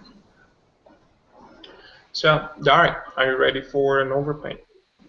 Yeah, I can show. Okay, perfect. Hey, sunbeam time. Horse time. Yeah, it's horse time this time. This time. Oh, this time. Okay. Is it a screen of Okay, mine? the screen is yours. Yeah, man. Go ahead. It's work by Aneta Bielas, and it shows like some landscape with in Chinatown city or something like this. And what really strikes me at the first glance was like everything in the background was like lack of the value structure, and the buildings were very flat. I don't know if they were photo texture or something, but the perspective on them is also like missing somewhere. And I really like the mood of it. Very, very like a rainy or stormy day. But what I already told, it's like missing this, value structures of overall the picture. So I decided to put it a bit farther and make this version, Yeah. keeping the same kind of, climate and mood with, separation of the values and cutting off the edges with, just a gradation in values. So it's also bump up overall the objects. It looks like a, just a 3D models, not like blended in the, in the background or just pasted and not adjusted with the shadows and the light. So it also was the light was striking the ground in this place, and it also was like settled on the buildings, but um, it still didn't show the actual 3D, structure of the buildings. So I decided to put back the light and give the sun, which is, crossing, casting the light from the right top of the picture, and then it's just, it just enlight very, very slightly the parts of the edges of the buildings and create the very, moody effects like, the separation in the with the foggy effect, and it still gives the mood of the rainy day, but I think it's much more clear. The same with the values on the characters in the foreground. I also darkened them and make, it give me the feeling there is going on in the foreground, not like, blended with everything like it was in the first picture. So I think it's the most important is just a good division of the values and the structure and cutting off the edges to just, emphasize the structure and the shapes of the buildings and the overall things to just create the consistent picture. That's my point of it. Perfect, man. Looks great. Good points from the atmospheric perspective. Yeah. Yeah, thanks, man. So guys, more fog. Okay. No, but it needs to be, used deliberately and. Yeah, of course. But I think the main problem with the guy was the lack of atmospheric perspective. And Yeah, and as I said, it's like the cutting of the edges because there was a lot of mess on the background. Sorry for the word, but it was like everything was blended into one in the background, even with the horse of the rider which is standing back to it. It's just in values it's not that bad, but it's all was blended like one layer and everything was put on the same. Maybe, Dark, can you switch it to black and white quickly so maybe it will be easier to see? Yep. Let me create the. It's also where you place the values to create visual interest, regardless of the subject. Like Darek has just put it in the top and in the bottom, and that forms a good composition. And see, here, the top is just dark, and just the buildings and the values of the sky they don't sit well together at all. We are used to the sky being really, really bright, so. Yeah, even if it's still suggesting that it's rainy, and very moody picture. It's still very bright opposite to this picture, because the values on the sky was the same, almost like the most darkest part of the horse or the rider. Yeah, and so like, what are you trying to tell by putting bright buildings against a dark sky? You don't really see that very often, unless it's sort of night illumination or something. But otherwise, the sky is almost always going to be a brighter plane than your building. Yeah, it can be tricky to paint, very moody and dark pictures, but you still need to remember about, the right and accurate separation of the values, because it's vital and it's indispensable to just create a good picture. Right. Yeah, that's it. Perfect, man. All right, switching back to Ben's screen, and a question to Jonas. Will the people in the flat above will be performing today? Sorry, can you say it again? Yeah, sure.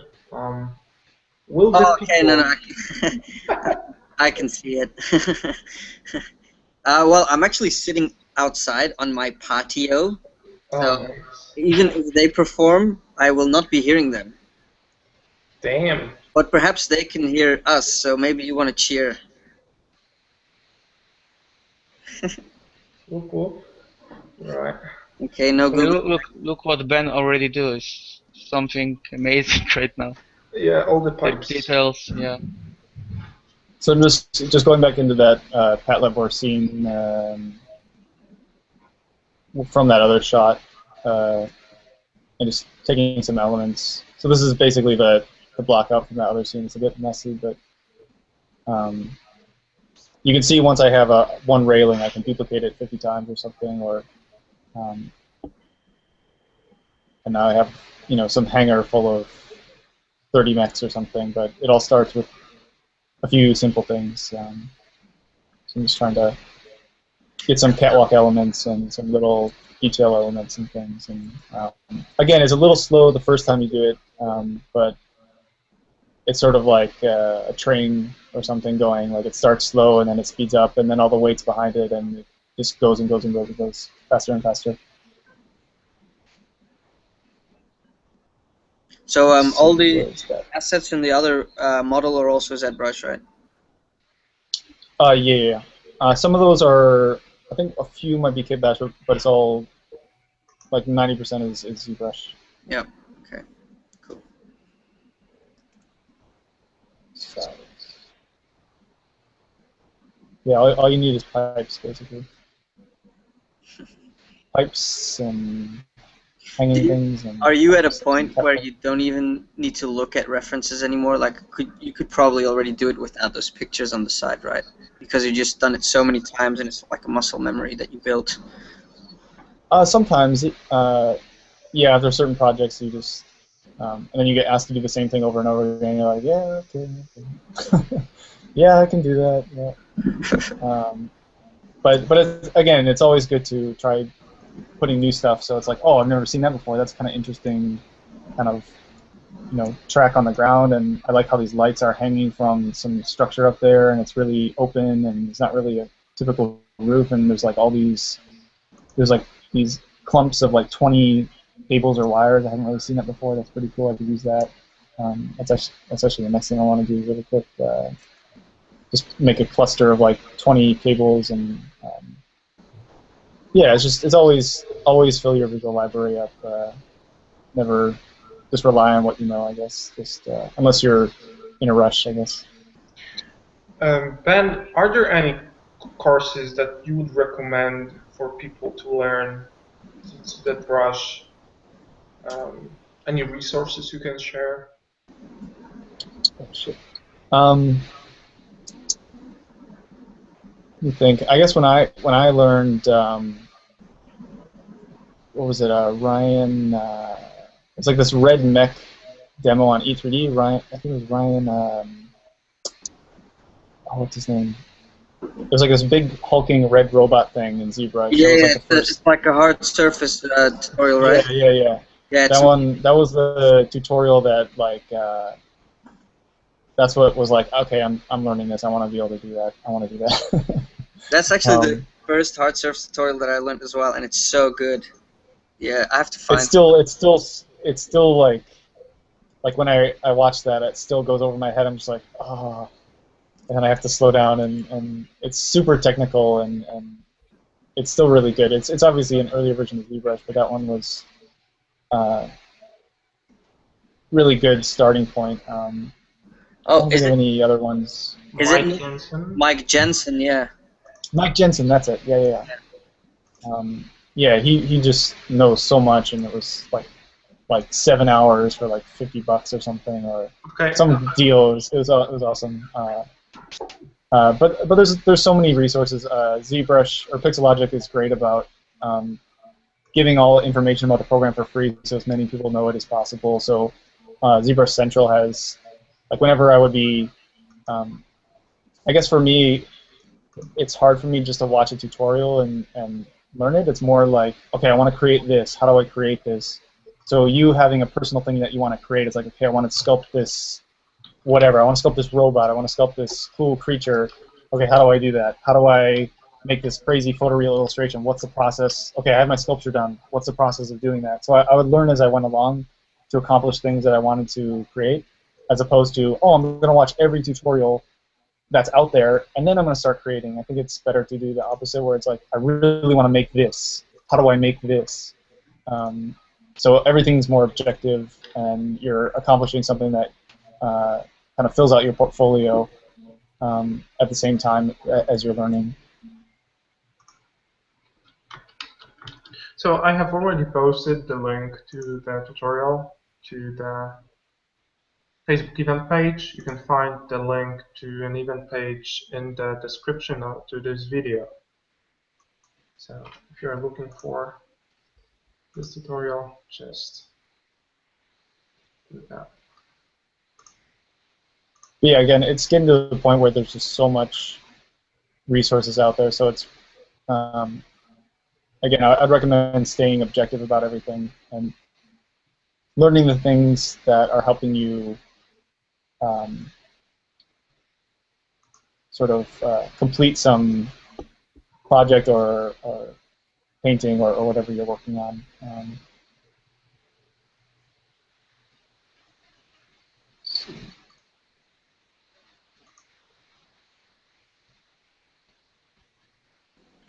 Okay, so Ben, two questions for you. The first one is, how do you develop your own visual library literacy quickly? I know Foundation, but design sucks. How do I improve it? I guess mileage. I guess. Let me see. Like, I guess, for example, like when I was in school, and would see Scott or some experienced designer just come up with something, like, it felt like they were coming up with it like out of nowhere, and I was like, how is that even possible? Like, how can someone just design that piece of technology? Like, it just looked like magic to me. But you just have to think about how many times they've drawn that, how many years they familiarized themselves with automobile design or robotics design or whatever, and say, okay, they've been doing that for 10 years, doing cars or something. Okay, I have 0 years doing cars. I don't know anything about cars. Okay, how do I get better at cars? I'm going to familiarize myself with all the top manufacturers and then understand what cars they make now, what cars they make since the beginning of time. You know, how has those designs changed over the years? What makes this one cool and that one not cool? Again, it's just like the technical skill is step one, and understanding the world, understanding the history of everything that has ever existed and been manufactured, and whatever it is you're trying to understand, that's kind of the next step, which is the hardest part, really. The easy part is just getting good at painting or getting good at rendering something. The hard part is understanding how the world works and how things are made and the things you want to try to make. So again, it's like, it's not, the question isn't really like how do I make something, how I draw a cool car or a cool robot or something. It's like, how do I understand the history of design and funnel that down into sorry, I got off track, but it's sort of it's a bigger question than just like how do I make something cool. It's like, okay, well, what is cool? What is cool in automobile design? What are the current trends in automobile design? What have the trends been over the past 100 years in automobile design? Where are they now? And where is the trends in film design? And how is some architecture trend influencing film design trend? And how is film design trend influencing this and that and fashion? And it's all connected, and just understanding every industry and how these certain forms or aesthetics, or there might be some really fine art. I've seen some fine artist work handed to us on a film and say, I want you to style everything in this movie based off this really abstract fine artist work. It's like, oh, okay, well, that's interesting. So everything is pushed and pulled by all these different sources from nature, from someone else's interpretation of nature, from someone else's interpretation of 80s manga movies and how they've updated it to current trends, and how, you know, it's a constant flowing, influxing thing. And yeah. Sorry, I'm getting pretty abstract. No, very interesting. Please continue. But yeah, I mean, it's amazing how this train of thought exceeds to everything, basically. So yeah, people, it's not only about painting, it's also just about how you live your life, and you have to analyze the world. That's basically what Ben is saying, you know. You have to understand the world. And you have to go out more often, because it's one of the most frequent Go questions. to the gym. Yeah, it's one of the most. Yeah, it's not something. Yeah, the more you see, the more, you know, experience you get, and, you know, the more things that will build up in your, you know, library. So. Yeah, and it's not something that you have to move. You have to move. Man. We have to be at our desk to make stuff, but you have to go out into the world to understand it. Yeah. Yeah, it's just seeing things in real life and going and touching things and seeing it, like it's very different looking at a photo of a car as opposed to seeing it in real life and driving it and understanding what that is and why it is the way it is and how it relates to a human being while you're driving it, and, you know, what that relationship is, and putting that depth of understanding into something when you start designing. Like on Elysium, when we started, I never fired a gun in my life. I never held a gun in my life. But by the end of it, I owned a bunch of airsoft guns. I knew the difference between manufacturers. I knew how to reload each one differently, and I knew how it looks and feels when you sight it and look down a range. We would go out on the weekends and play airsoft with each other in the woods and stuff, and like that depth of understanding I can then put into what I do, instead of just saying, and just instead of just looking at a photo of an AK-47 and be like,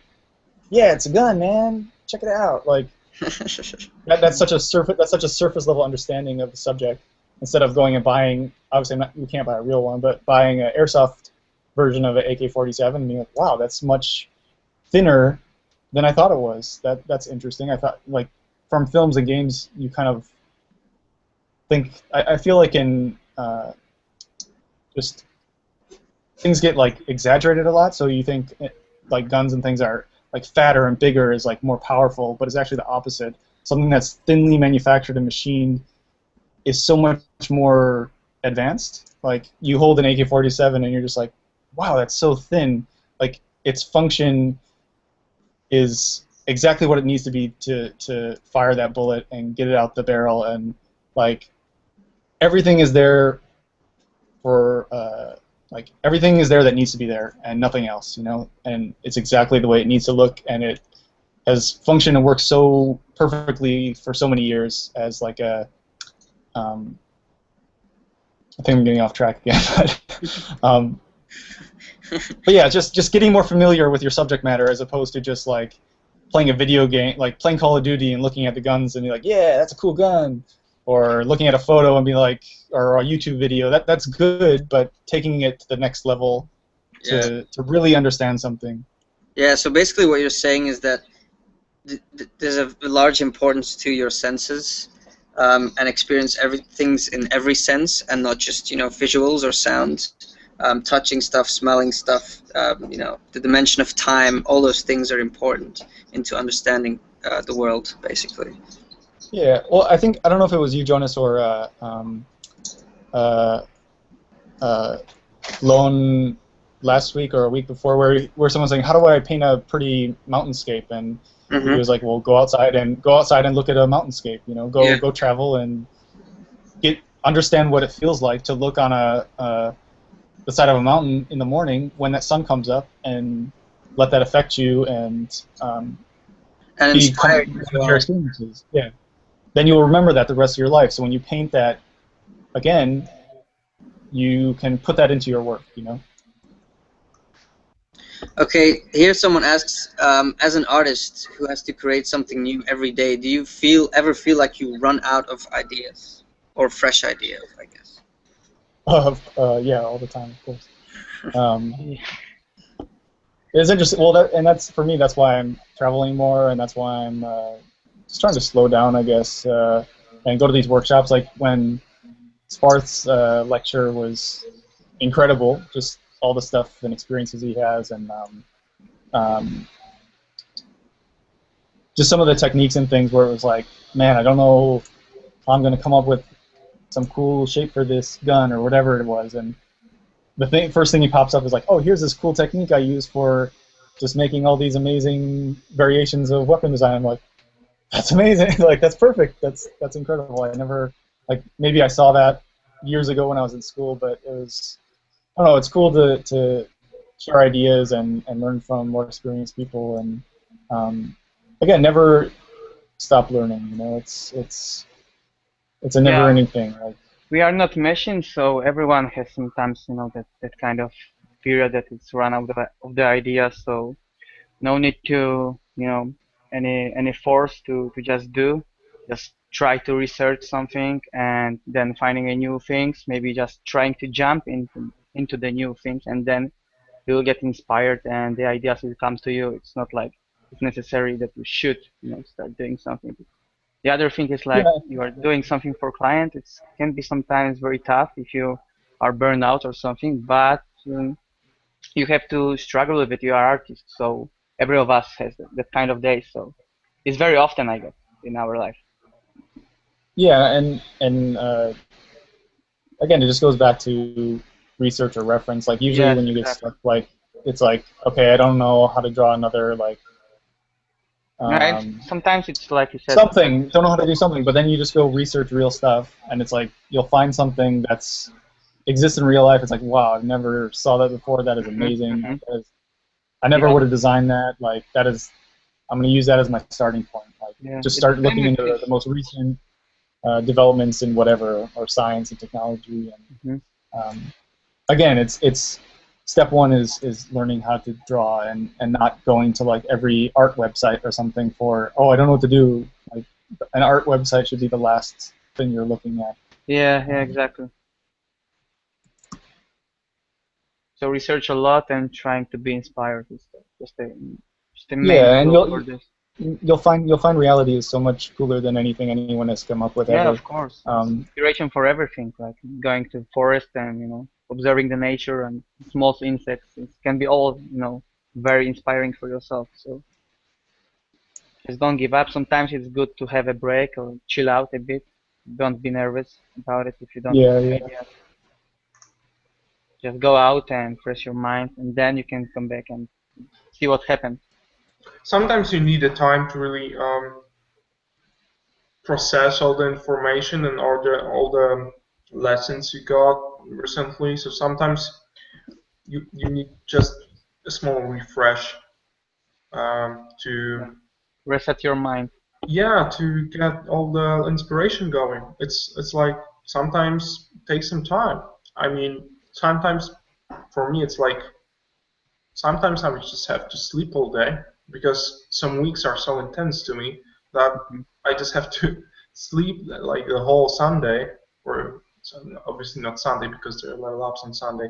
Sometimes a Saturday because there was so many things that I was learning on my own, that I was working for the clients, and there was a lot of stress, a lot of new things that I learned, and you just need to process that, and it has to go from RAM to hard drive, right? Somehow. So sleeping is a nice way. I mean, it's a very passive way to rest, but actually, like Jonas and Dark said before, traveling is also a cool thing, but it can be demanding in terms of your attention span. You have to still have a lot of energy to do it. But if you feel out of energy, I would rather maybe try to recharge in some more passive way. Mm-hmm.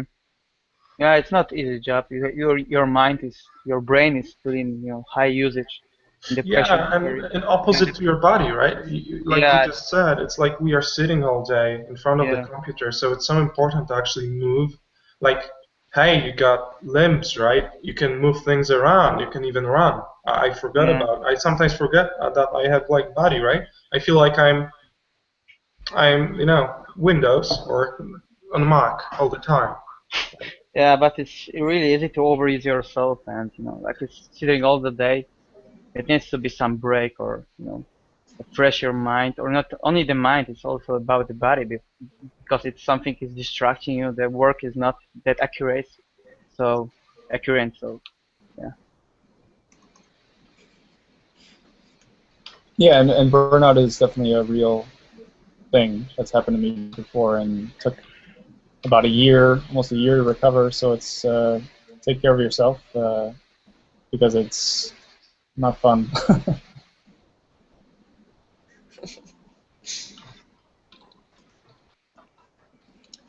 I think we're about ready to just go into key shot or something. It's like good enough to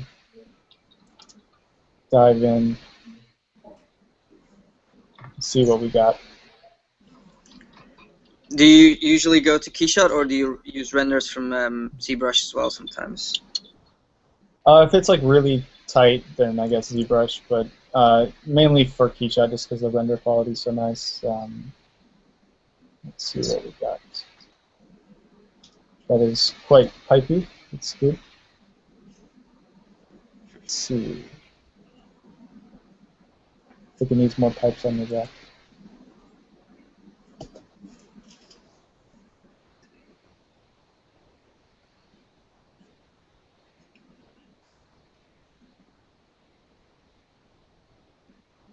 Someone's asking how much percent of a 3D model your final image is going to be, and how much 2D working, like painting and stuff. I guess it just depends. Like, really don't. I usually just. This is kind of not super planned, so it's just kind of just going with it. Usually it's just like. Again, you can see some of these old ones. Like sometimes it's almost 100, like 1-to-1, you know. Mm-hmm. Yeah. Sometimes changes quite a bit. That one's pretty close, but the other one was, this one changes a lot, just depends. I mean, it's still there. There's like columns and stuff, but. Is it just because you're not happy about the composition, or why did you choose to change? Well, it was mainly like I want a shot like this, but then I was like, oh, I kind of want more of a low angle looking up, and my perspective was different. I was just like, oh, fuck it, I'll just change it in Photoshop. And other things were just maybe the lighting coming from here is just how Keyshot rendered it, because I didn't put a wall there or something. But okay, I want to have a back wall, so I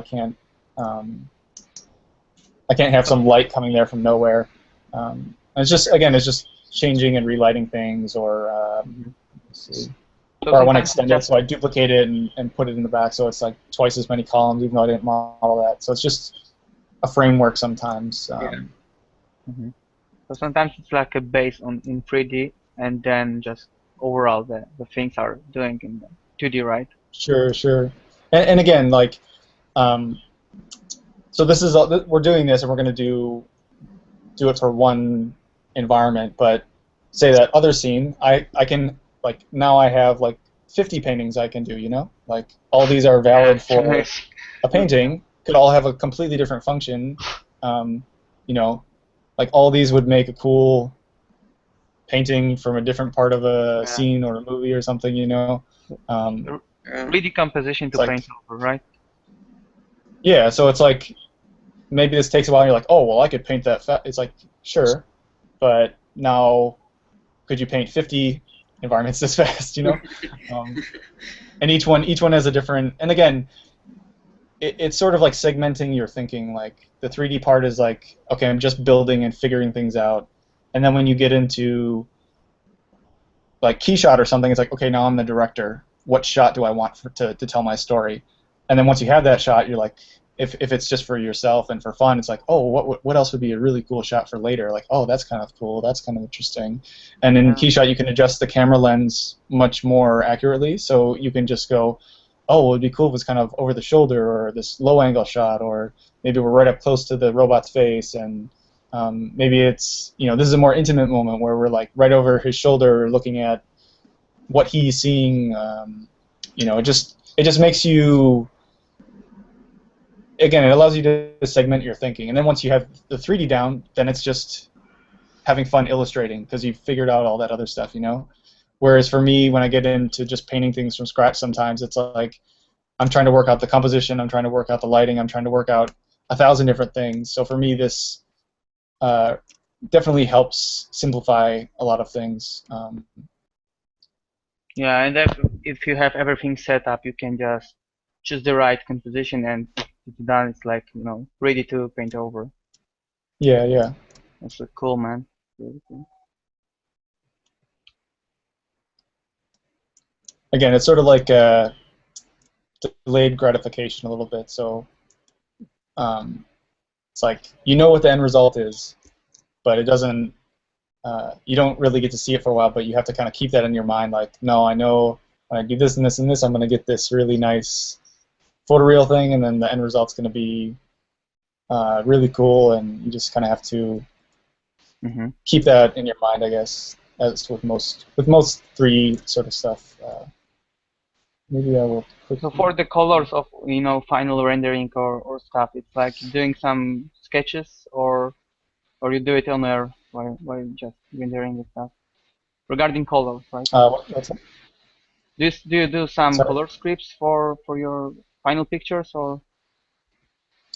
I guess it just depends. I mean, I usually just default to like blue and dark, blue and black. That's like my too many James Cameron movies when I was little, probably. But yeah, sometimes I guess again it just depends on what the scene is, of what the setting is. Like if it's some murky industrial hangar, maybe I'll base it off of this. If it's some like clean factory setting, maybe I'll take these kind of whites and yellows and things and use that as a starting point. But again, always going back to reference and what I'm starting with. Guys, going back to that fitness thing, and being an artist and actually exercising, I have posted a really cool article by Mark Schaff on an event page. So if you want to check it out, go to an event page and it should be up in there. It's a really cool article tackling the ways to you can exercise and be the freelancer at the same time. So it's not actually required to go to the gym every day for an hour and a half. So there are really cool tips and tricks in there. So check it out if you want to get in shape a little bit, or you just feeling like moving a little bit more. It helped me, so it's really cool. Okay. All right, I guess we'll just go into Keyshot. I don't really think that's enough density and stuff. For demos, it's just cool enough. I mean, it's even more. All right, I think I'm probably gonna. I'll probably just leave it one base color. Oh wait, I have that rooftop thing. This one. Maybe I'll leave that as a separate object in case I want to take it off. But I was going to say, because usually you will, I'll separate things out so I can assign different materials, but since this is kind of a bit quick, I'll just make it all the same material. So I'll probably, let me see. Oh shit. Let me turn it off.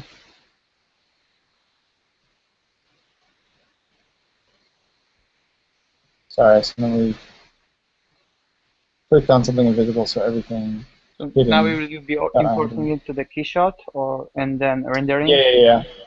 Okay. Yeah. I just need to merge everything and then decimate it, which might take a second.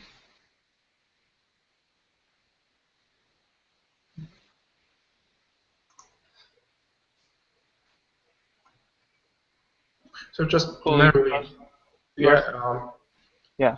Perfect. At the same time. Go ahead, Darek. Yeah. So when you are still duplicating some shapes to just suggest more details, right? And it's already the scene is already looking very very detailed, man. So it's like using the same shapes and adjusting them. Yeah. Okay. I'm just gonna decimate this. It might take a second, and I hope it doesn't crash. Just so it can open in KeyShot easier. Of course. So it might take a few seconds. So maybe it's good time for a question or something. So for how long? So yeah, it's gonna take. For how long have you been in the industry working professionally? There was the question like that before, but I skipped it. So maybe it's a good time to go back. I guess went to Art Center around 2006 or something, and then maybe started doing internships with Scott around 2007 maybe. Okay. So I don't know if that counts as starting around 2000, like internships and books and things like that. So starting to kind of make money with art around 2007, I guess, and then working professionally around 2008-ish. Okay. So it's like 6, 7 years, right? Yeah, I guess so. Yeah. That's a lot of time, actually. A lot of experiences, a lot of film production. I guess the real bulk of it was the about 4 years at Weta was the kind of diving in experience, I guess. I just recently I've gone through the bonus discs of the Lord of the Rings series, and there was that tour around the Weta workshop. I was so amazed with the amount of talent that is in there, and all these people, and how actually big that the whole studio is. I was really impressed by the scale of all the things they did. So maybe you can tell us a little bit about your experiences at Weta. Yeah, it was really cool. Like I guess up till that point, I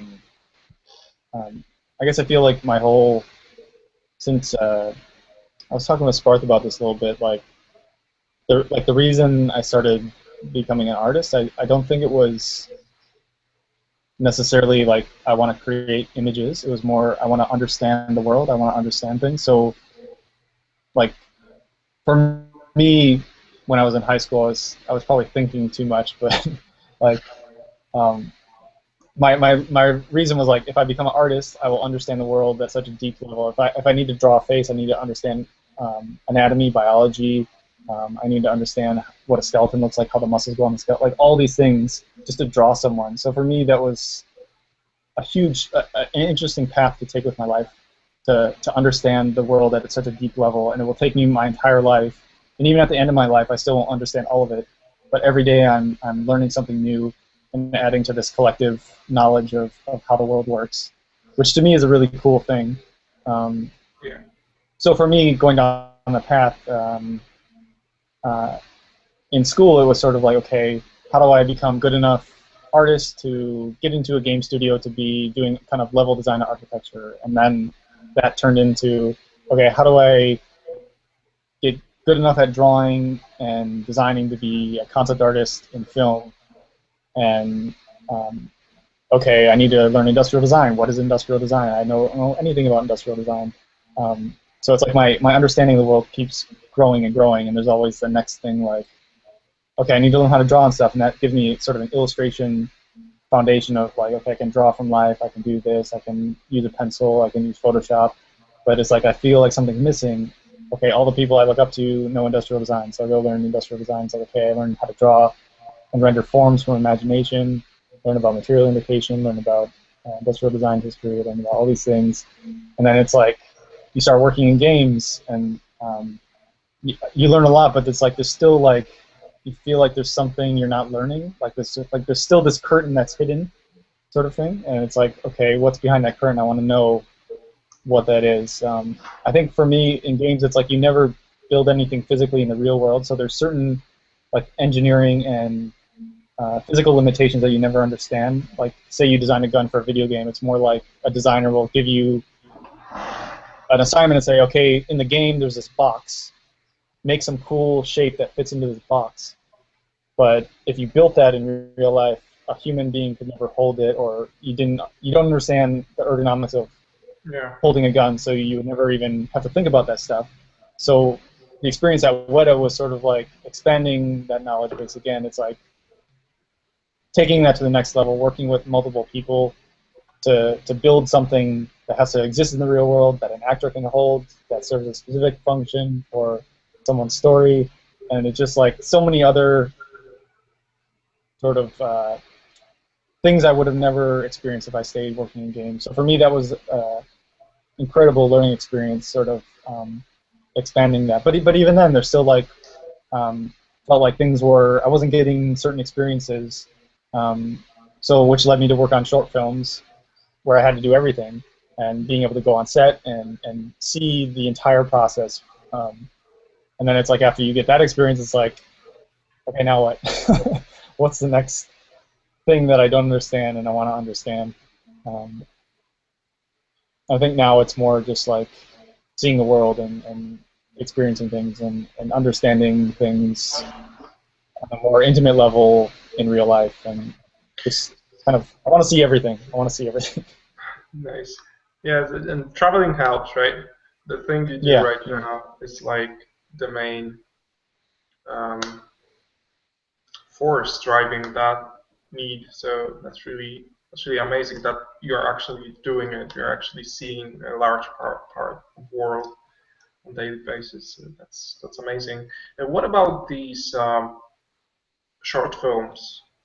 How many of those have you worked on, and like how do they relate to the big film production? Oh yeah, so I guess like when I was at Weta, I guess it was really awesome. Like, but a big film is like you're quite a small voice on a big production, which is really cool. And going from games to a big film was definitely a huge learning experience. But then after a few years, it's like you want to have more. Like for me, getting that smaller, more intimate experience. And because we were in New Zealand, it was quite rare that we would get to go on set or see how our designs transferred throughout the rest of the film. So like I was saying on Elysium, you know, we had to wait till the movie came out to see, oh, that's how they used that, and oh, that's how they did this, and oh, I wish I would have known X, Y, Z, and next time I'll do this, and next time I'll do that. But so for me, working on a short film where the turnaround isn't 4 years, it's 8 months or something, or 1 year, and you see all the stuff you did come to life, and it's out there in the world, was really cool. And you're working directly with director and producer, building this thing from scratch, which was really exciting as well, as opposed to talking to a manager who talks to another manager who talks to a third manager who talks to art director who talks to director, and then you get the note back through those 10 people or something. So you're a little cut off sometimes on a bigger project, whereas on a smaller project it feels like you're creating something together, which is really cool. So I've probably been on, let me see, maybe two short films that have come out, maybe 3, and I'm working on maybe 3 or 4 more right now actively. So like, nice. Last week was like production work, and then trying to finish a bunch of creatures and stuff for these short films, and yeah, it's I kind of like that more now, like smaller projects with more creative freedom, where you're building something together with a small passionate team. Though the flip side is there's usually not very much money on those projects, but that's kind of the risk you take, balancing bigger project that pays well and smaller project with more creative freedom. Again, it's all just learning experience on what you like, what you want to learn. Again, for me, doing the same thing over and over again, just I can't do that. It just really kills me. So having to balance all this stuff is really helpful. Come on, don't crash, don't crash. Okay, so the decimation is complete, right? Yeah, but now I have to decimate it, so I hope it doesn't crash. Sometimes crashes. Yes. Woohoo! There we go. Okay, so then I just need to put back in that roof, and then it should be okay. And so where exactly do you set up a light for the scene in Keyshot? Yeah, I'll probably we'll do a global illumination. Okay. If let me see, where's that piece? There it is. But you can also assign lights as objects. So I guess I'm probably not planning out the lights as well as I should, but so I could assign like little cubes in here and say those are the lights. I guess right now I'm just going to say that orb is a light source, so I'll assign. I should probably turn that into a poly group. See.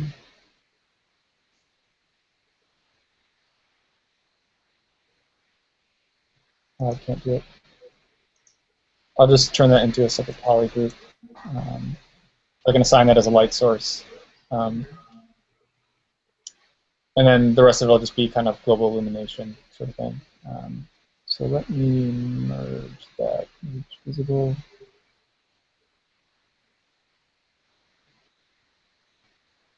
Let me make that a separate poly group first. Guys, you I want to be able to turn that off. What, Wojtek? Yeah, What's that? I don't know. Asking if they're drifting away or something. Jonas. He's gone. All right. Let's wait. I found really interesting site. I just got messaged with from one guy, and it's called autodestruct.com, and it's all about concept art with lots of very nice reference with links to the books and the concepts from the project. So I can also post it on the event page. Yeah. I think we can find it all helpful. So Yeah. Go ahead. thanks for Paulius by Tukaitis for sending me the link. Okay, so we are loading the model into the Keyshot scene. Maybe you can explain just a bit to the people that are not familiar with Keyshot what Keyshot really is. It's basically just a sole rendering engine that just the quality of light that it produces is fantastic. It has a huge library of materials, so if you're building some robot or you want some certain material on their floor, you can have that exact reflective floor, you can have the exact light you want. It just allows you to recreate reality quite accurately. It's just really handy. It's sort of like if ZBrush is your model shop, Keyshot is your photo studio sort of thing. So again, segmenting your thinking a bit. Okay, I've finished building my model at the model shop, and now I'm going into Keyshot or the photo studio to take some sexy photos of my scene or object or whatever you've built.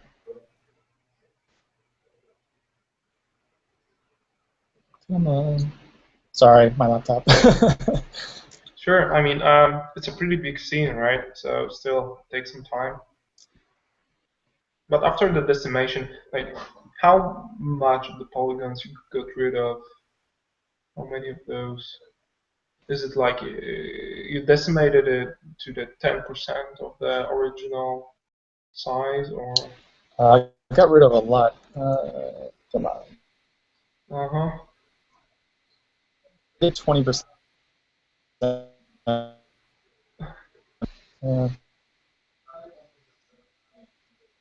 Okay.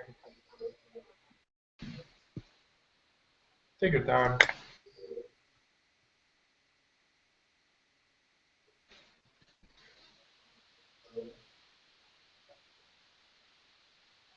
Is it frozen, or it still goes just a tiny bit? Okay. Actually, let me re-export that.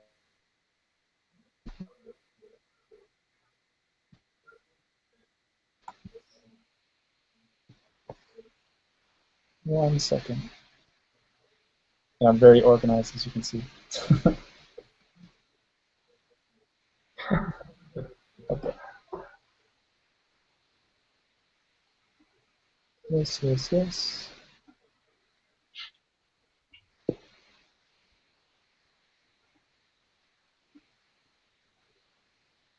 So you're decimating it again just to get performance going faster, right?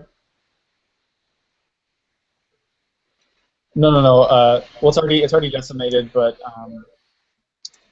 load tool. Oh, that's our OBJ. Okay, so let me just import that OBJ.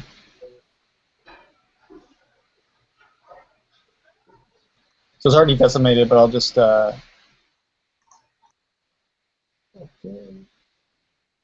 Just decimate it a lower percentage so it's not huge.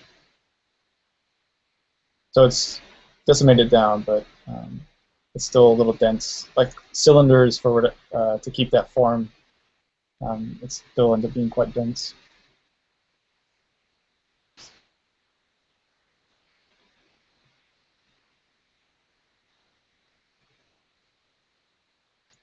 Okay. Sorry, we get into some boring technical stuff when you do 3D sometimes. No worries at all. All right, let me actually look up into the question.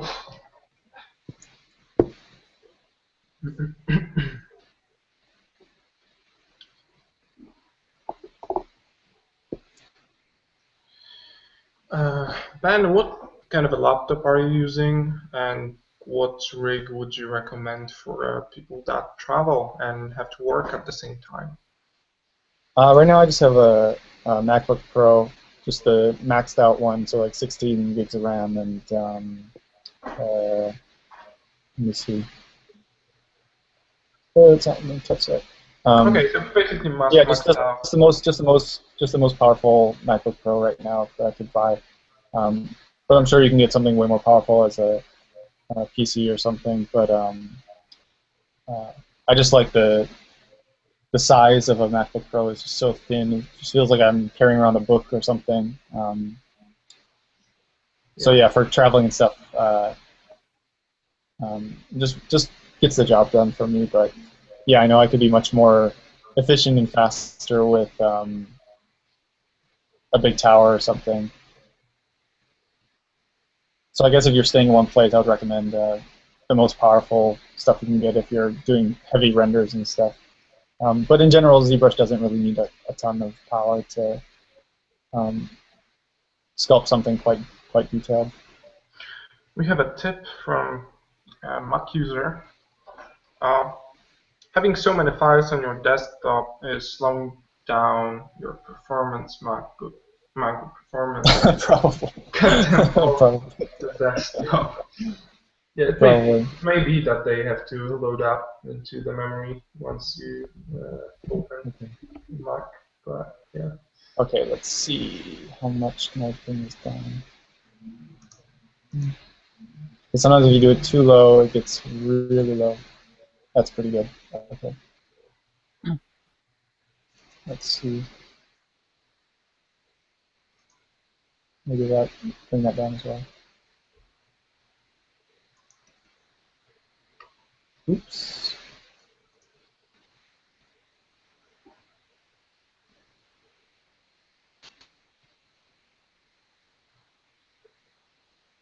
Yeah, too many meme photos all over my display. Hold it up.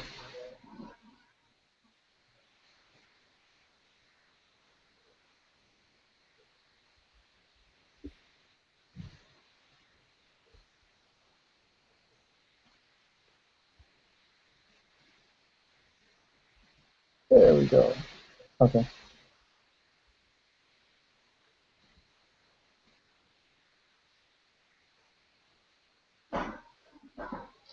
Export.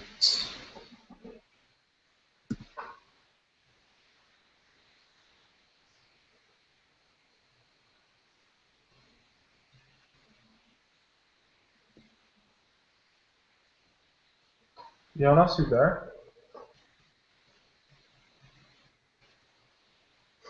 What the hell is? Yep, I'm back. There we go. Right on time for key shot. Yes. Okay, here we go. Okay, so this is basically key shot. Obviously, it's quite dark in there, but I can take that roof off. Let's see. So key shot basically just has like a huge library of materials, colors, environments, all that good stuff. Probably just make it my favorite mold tech, and just adjust that and split it up so we can light gray or something.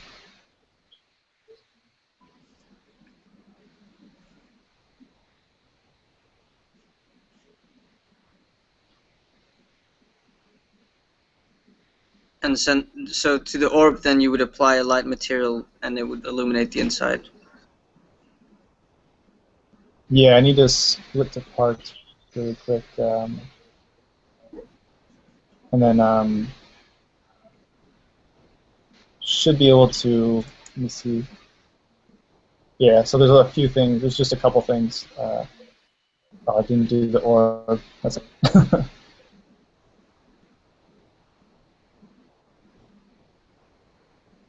So we can just do this really quick.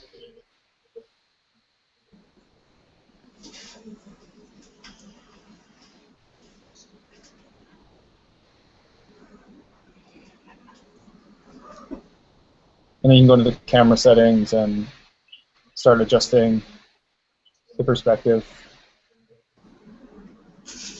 quite dynamically.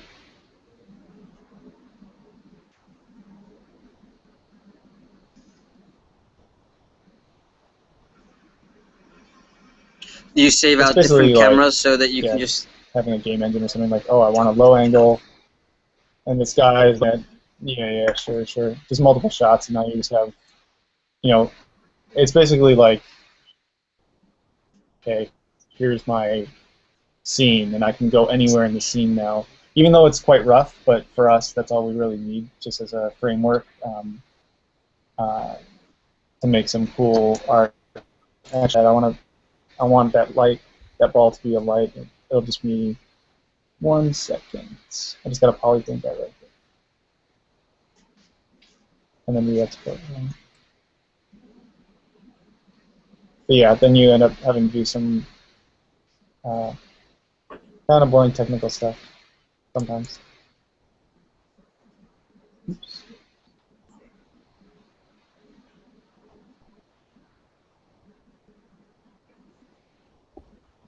Go.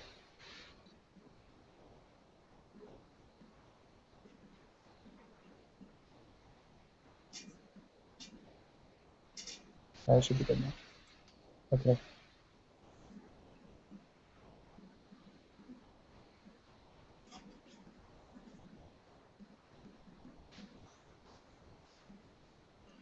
Someone's asking if there is a subsurface scattering shader in Keyshot.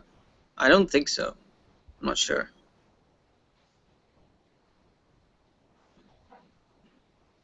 Yeah. There's like some skin shaders and things that are quite good. Let me see. I might have to let X. I'll just put it back. Okay. Scene 2. Vision. Turn that one off.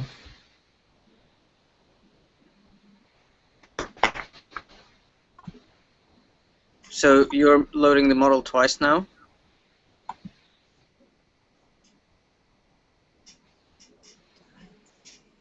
So I just loaded that object separated. Okay.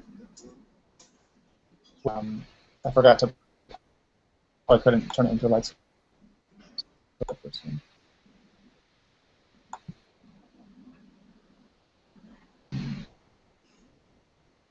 Now. Okay. Come on.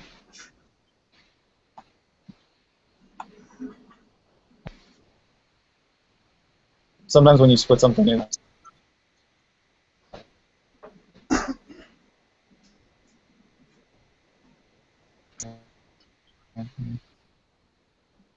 Yes. Yeah, transferring between different applications is always a nightmare.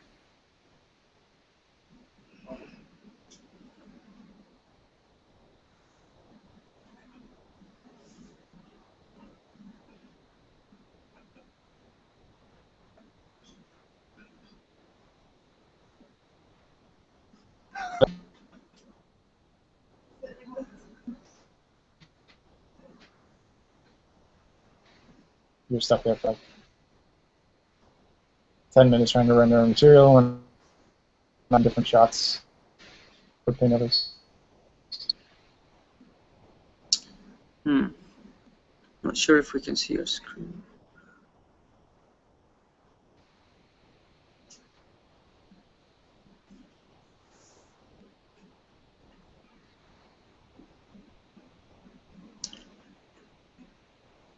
I'm not sure if we can see your screen right now, Ben. Hold on.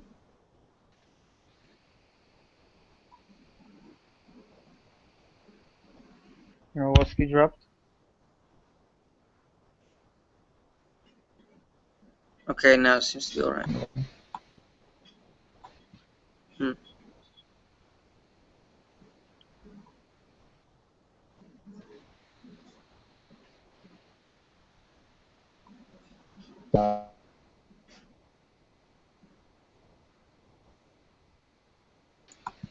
Let me turn Zebra Shop real quick.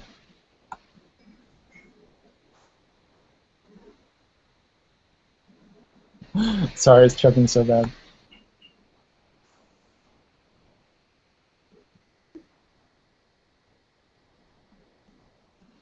It's also quite heavy to run ZBrush and Keyshot and Google Hangout at the same time. Yeah, Google Hangout especially. It's so CPU heavy Yeah,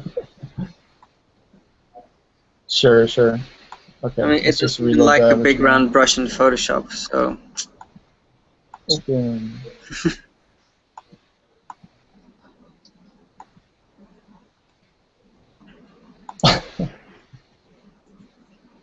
Okay. Because it's such a small process, I'll just play it simple.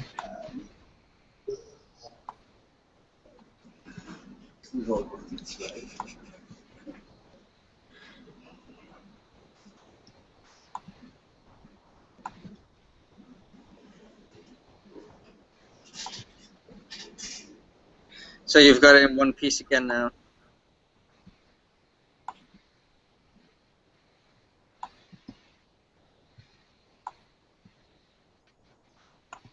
And I'm probably just going to take the roof off just so we have a just overcast lighting sort of thing. Maybe a little shiny. And then I'm just going to, yeah, take the roof off. I'm going to do some quick renders. So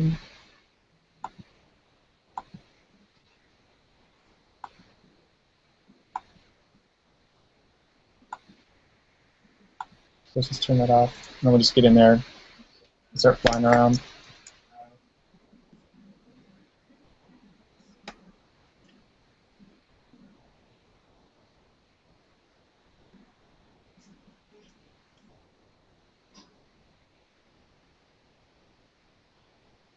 So again, you can see we can get Actually, like have we asked? some angle shot of some catwalk.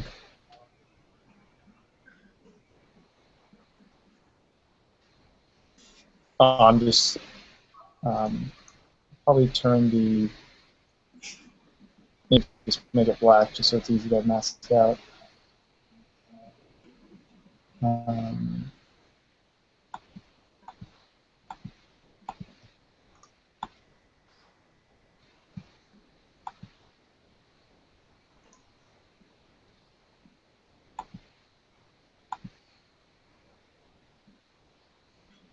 we also haven't found out yet if Ben would like to be Godzilla or a billionaire this Yeah. week. Exactly.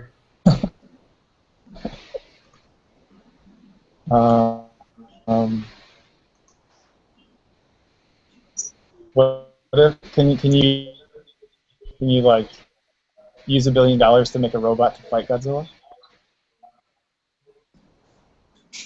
I don't know. Can you build a robot for $1 billion? Maybe not. I mean, billionaire. You're just very rich, so True. sky's the limit. Probably not.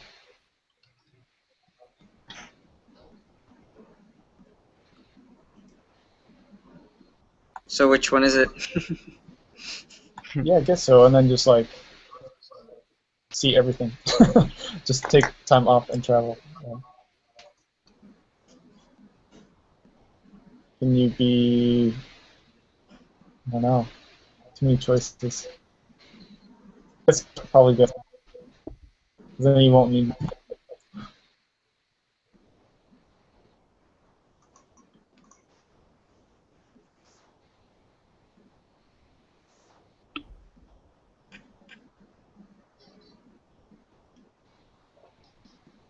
Okay, so you will use an overcast light for the scene. And what do you think about when you are setting up a lens? Is it like, do you refer to the sketches you had before, or?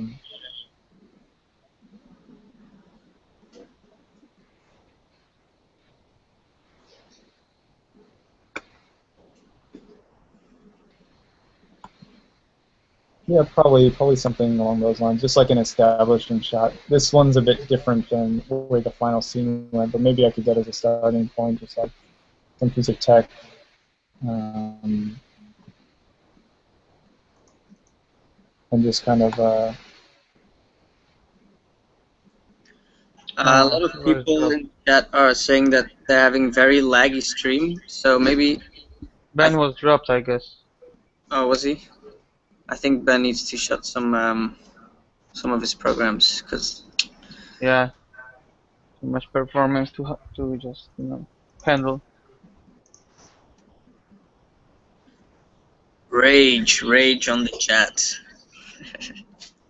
Anger.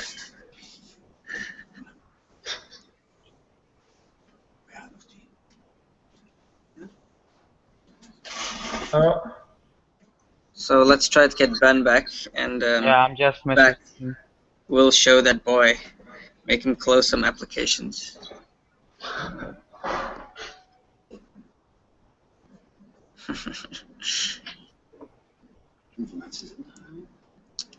So, yeah, see, we lost some viewers.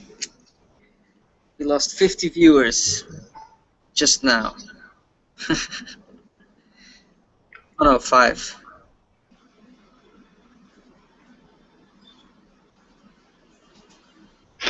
This is impossible to watch.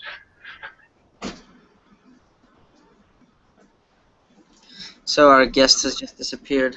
Okay. He's a goner. Oh, he's back.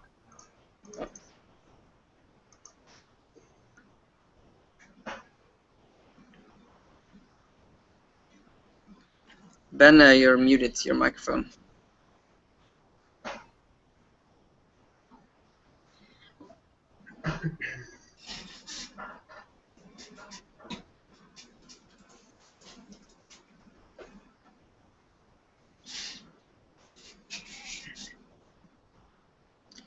This is where you put on some music, folks.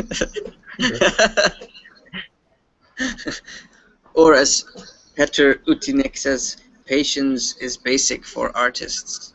Oh yeah, perfect. Yeah. We can play some elevator music, right? Yeah, or you can do some meditation. It's also very important. Of course. Practice patience. Oh, and it's gone. Damn it. I'm hungry. Yeah. I'm really That's on Leo.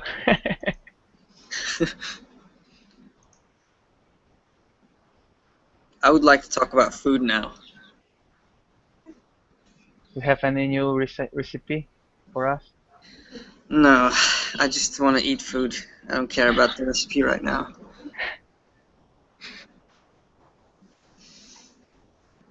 Is it already done, or you go to Tesco? You're getting personal on stream, nice. Can you please not publicly announce that I do grocery shopping at Tesco? Please? I fear Okay. for my life. Okay? We all do, Send me man. messages about breaking fingers and shit. Okay?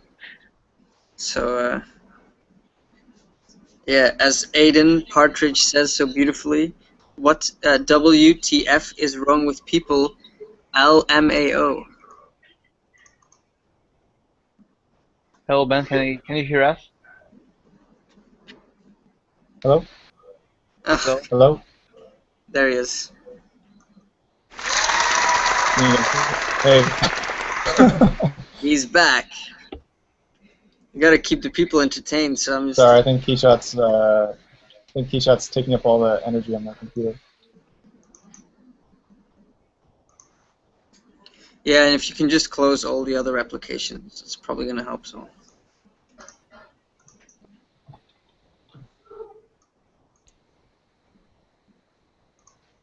Okay, so right now it's just rendering out. Yeah.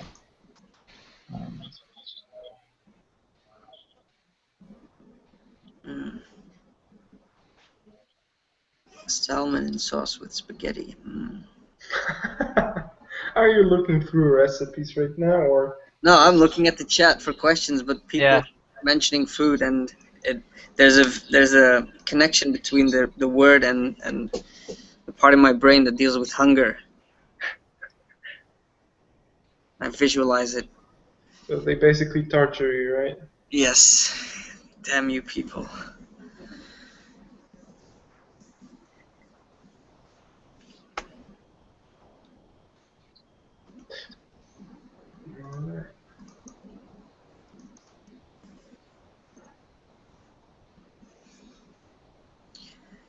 Yeah, I think Keyshot is being very heavy on this model because it's still a pretty high poly model, I guess. I remember the last episode with Espen, he also used Keyshot render, but it was going pretty smoothly. I don't think he has a very powerful machine. I'm not sure, actually. That's not. It's just a very. Yeah. I think Keyshot just power from anything.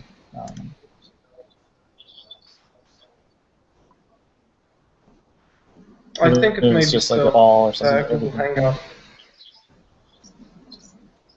We'll just render maybe a couple like smaller shots. Sam says, tell Ben he can...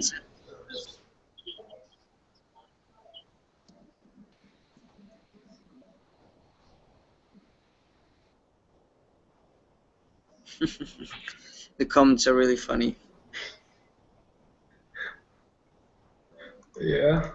It's about food and RAM.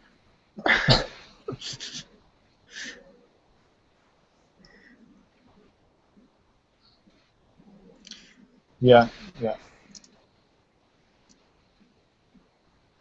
So there's one different shot. Let's see. That could be kind of cool. Ben, is your screen shared? No, Maybe I a don't think low so. angle shot or something. Ben, can you hear me? I don't know. Sure. It doesn't seem like it. There's a huge line Yeah. between what I say and what you hear, like 5 Yeah. seconds Come on. at least. There, it should be shared. It should be shared. Wow. It Okay. makes no sense at all. It's like talking...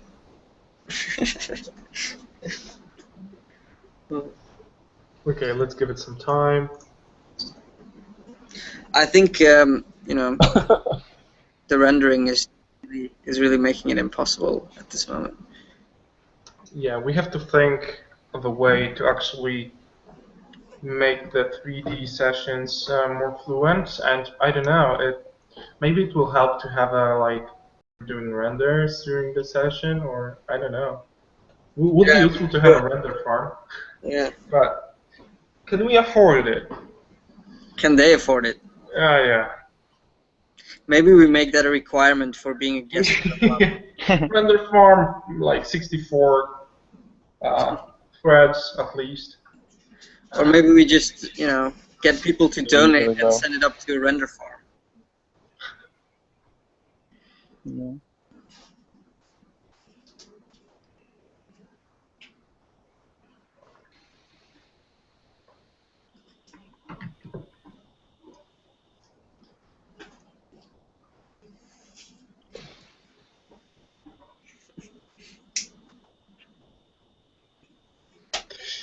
People want you, Jonas, to play Rides of the Valkyries.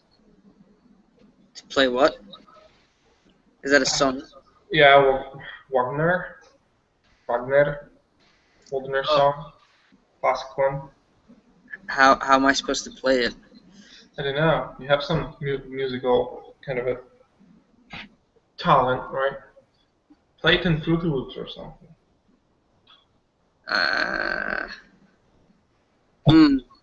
I have it. I could probably play it on YouTube from my phone and then pretend that I'm playing it on an instrument, which I'm not going to do because that would be unfair.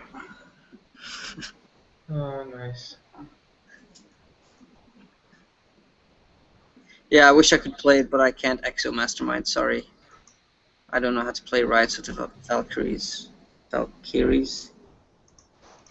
Whatever.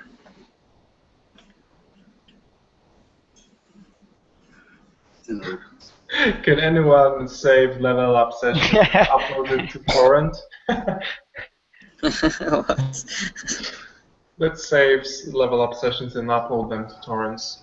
So more people will actually get it because people will think that it's overpaid and they will just download those.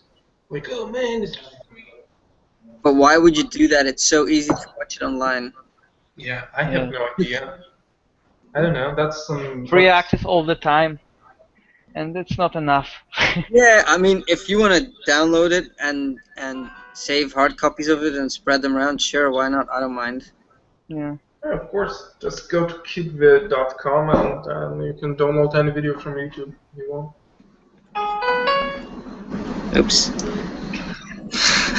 Hi, so we have a concert in here. No. Oh my god, Ben's gone again. Oh crap. Rendering. Maybe we should just let Ben render and then come back with the render. Otherwise his computer may explode. Oh, yeah, but I don't think you will. Okay.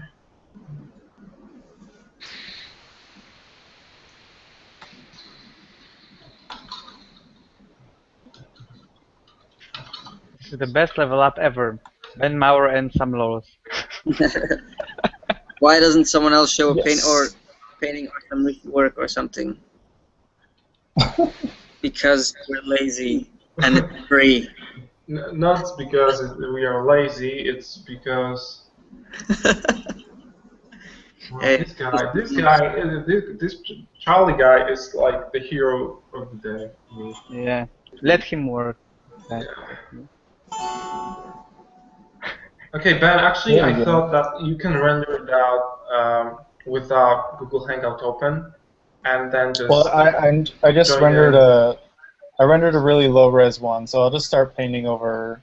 Okay. It's probably not Perfect. the shot that I want, but just to show you guys how it would start.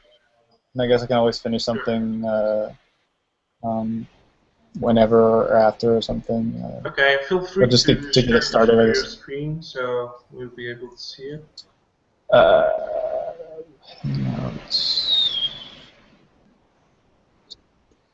So I just rendered like a 1200 pixel, so it's not super detailed.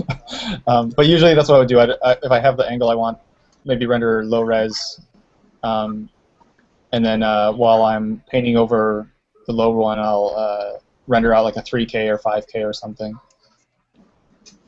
Yeah, and I think for demoing purposes, it's actually fine to work on a low res.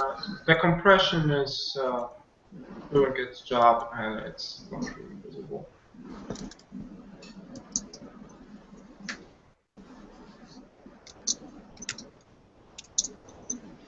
And so now you've rendered out everything on one layer, but in most cases, I guess you would split the model up into different groups so that you can render different passes, or just different alpha. Yeah. So something like this, where I'd still keep it quite simple because a lot of stuff's going to change. But the robot's white, the cables are black, the rest of the scene's kind of a darkish blue, something sort of thing. Mm-hmm.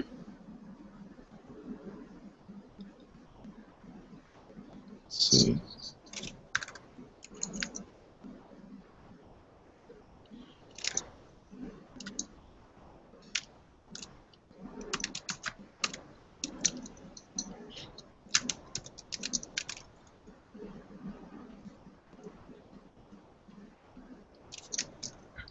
So now you're thinking about values, how you can fix the render and turn it into a better read. Yeah. I'm just looking at there's a couple shots.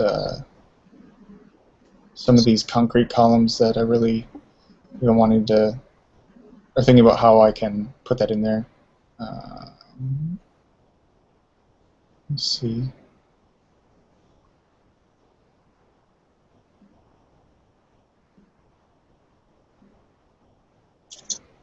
Again, it's just kind of all exploring. Maybe that could be kind of interesting, and maybe this other one could be interesting as well. It's kind of open, and we have overcast, but I don't think we're even going to see that. But maybe it can just be some abstract texture for now.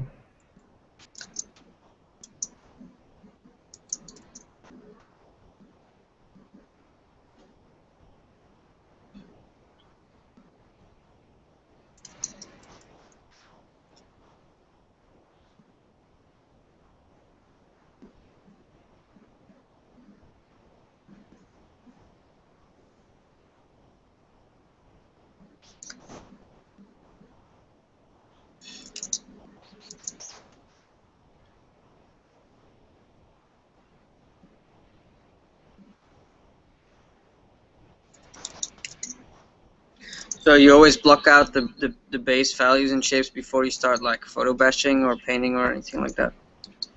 Yeah, I guess so. I kind of leave it open to change if I find some, like I don't have the light source reflecting off the walls and stuff, so I might find some photo or find something else or some texture or something that changes the mood or the direction, because it's not really set, it's not for client, so I just kind of go with whatever kind of looks cool or works. We're just kind of exploring right now, I guess.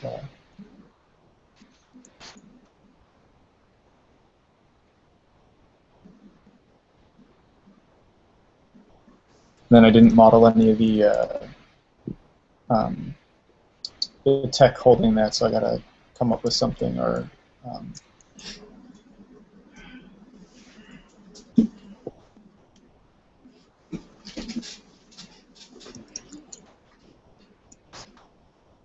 And some lens flares. Yeah, otherwise it's not sci-fi. That's right.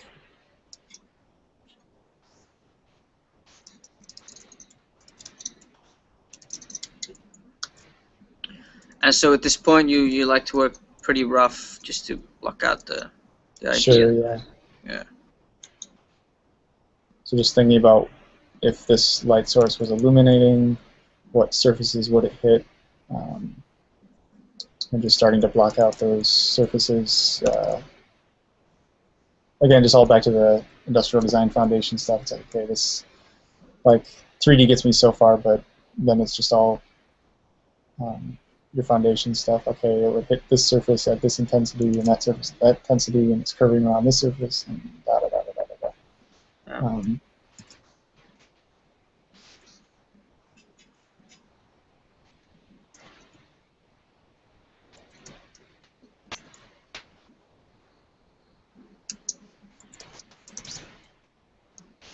Like initially, I wanted some tech there, but maybe I'll change that, and it's just hovering there or something. Don't know. I don't know.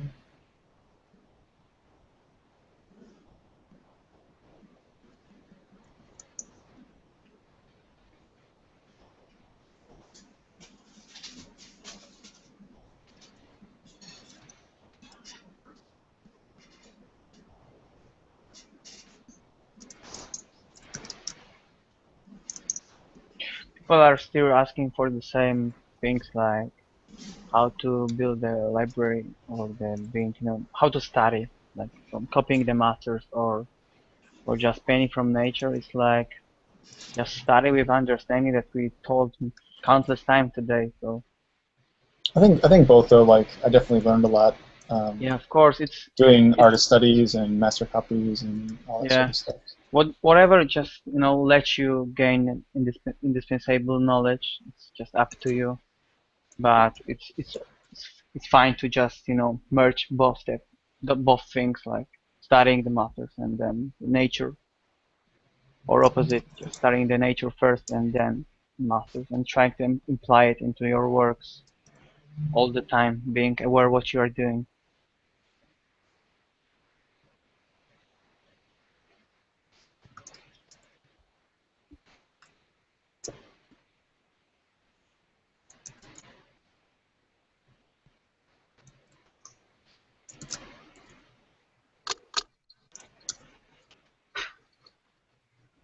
Who's that?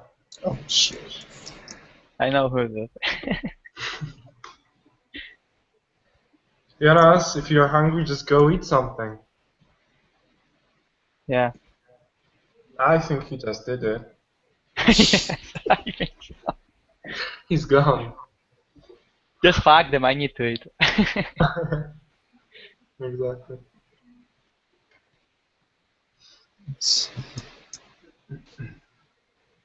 So you tend to grab, yeah, like that. You tend to grab the areas you're interested in onto your painting. Nice. Oh, and you just use it as a clipping mask, right? Yeah. Yeah, I guess so. Turn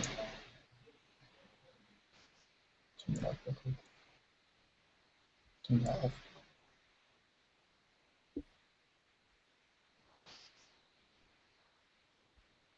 And again, like some of these I do quite often. Other ones just like experimenting, trying something different every time, and again, just to keep things interesting. Like, oh, I did it this time last time. What if I do it this time differently this time?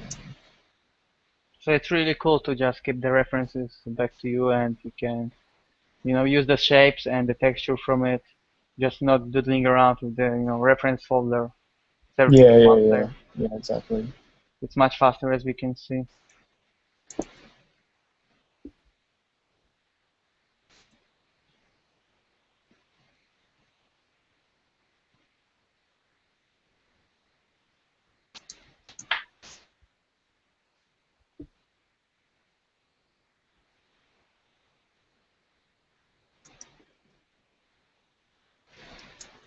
Let's see if I have some ground or catwalk or something. Maybe use something like that. Some of the guys asking how is the concept artist exhibition in Poland going? So basically, it was the auction already, and all the works were sold. So we are pretty happy. It was the first initiative in Poland like this. And otherwise, we also did some demo paintings 2 weeks ago with Wojtek in Warsaw, and it turned out pretty cool with meeting the people in real life and doing some stuff. So yeah, it was the first time, and we are pretty happy how it turned out.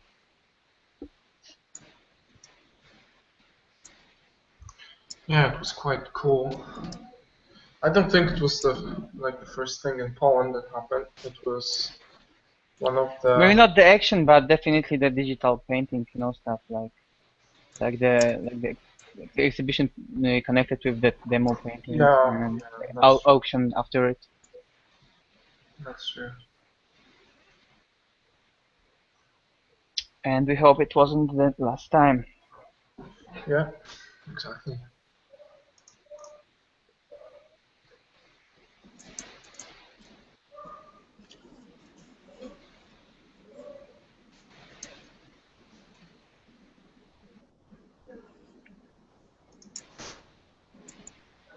Jonas, are you here? Yeah, I'm here. Have you eaten your food? There is an idea from people No. that actually, while doing a session with 3D artists, we should record the workflow first and then play it out during the session and explain it. And I would say, all right, it's good, it's cool with me, but what if it takes double time for an artist to actually get this thing done? So, for example, if Ben would do it, like right now he's sharing 3 hours with us, but if he was doing it with pre-recorded material, then it would take him like 6 hours to do, and I don't think we can afford it. It's good enough for us that Ben is joining right now. And sorry, you don't have to watch the session live. You can just, I don't know, skip it and go back to it once it's done and just go through it, and you are not losing anything. Yeah, it's free, so I don't think we can do it because it just requires too much time from an artist to do it. And actually, 3 hours, I think, is just plenty of time. It's just Yeah, idea itself is pretty cool, but you know, executing it's like yeah, it's the more idea flexible. that is behind all the schools, right? Like school is more Yeah. digital tutors. It gives you the pre-recorded material, and we cannot do it.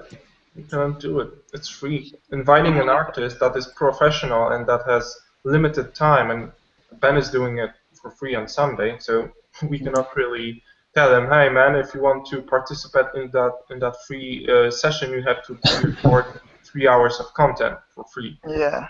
It doesn't work that way, really. We are thankful for anything, really, and we are just passing through. And like you can see, it's really easy for people to get used to that kind of stuff. We are doing it for free for quite a bit of time. It's a 28th session, and people are used to that, and they're asking for more. So we should do work. We should work even more for even less, right? And that's not how the things work. We are professionals as well. We have work. We have to live somehow, and level up is just the thing we are very passionate about, but we cannot really, it's not a charity project. It's more like, okay, we are building something, but to the point, right? We cannot really sacrifice our jobs and everything because we want to provide free knowledge. We are doing it anyways, but in a certain way. Yeah, in a certain way. All right, so guys, so I'm gonna go eat something now. Sure. Yeah, maybe I can make it back in time. Yeah, all good, man. All right. So I'm just changing the composition a bit, so it's just more about this scene and less about some guy in there. But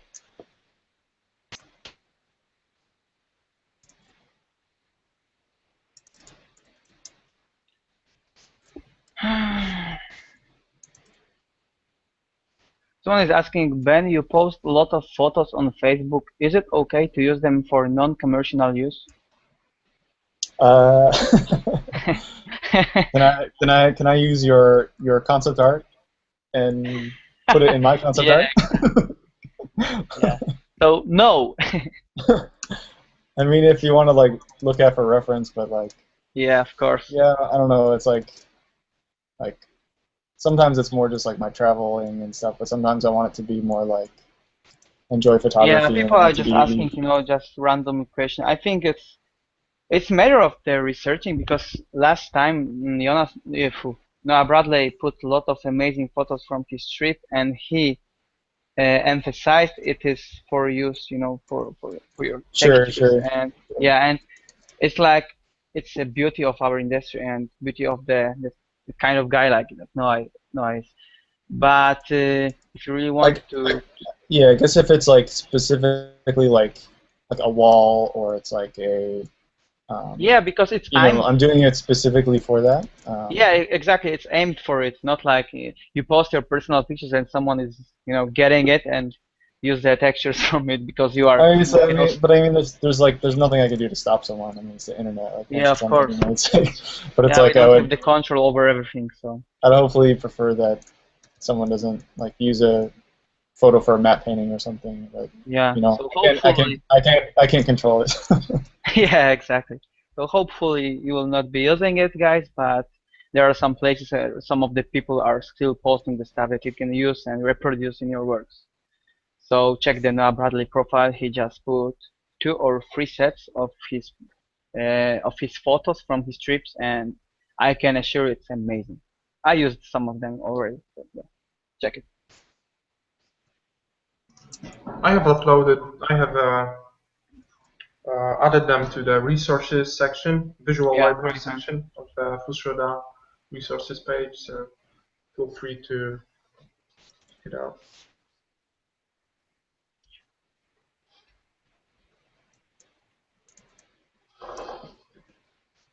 Okay, so you got rid of the character. Why is that?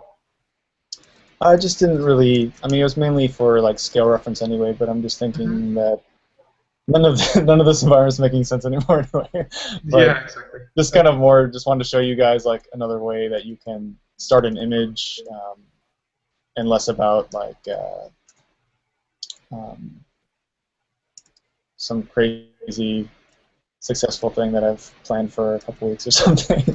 Sure.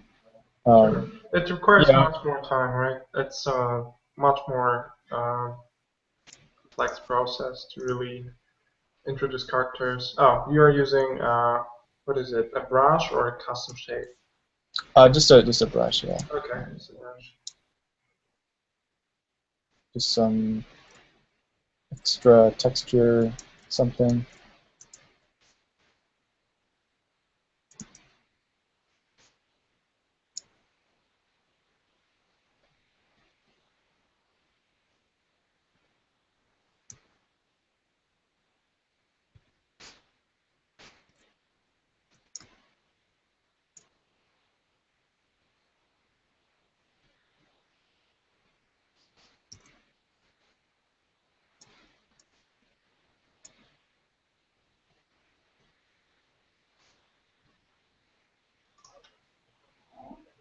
So we're introducing some foreground elements to give the scene more depth, right?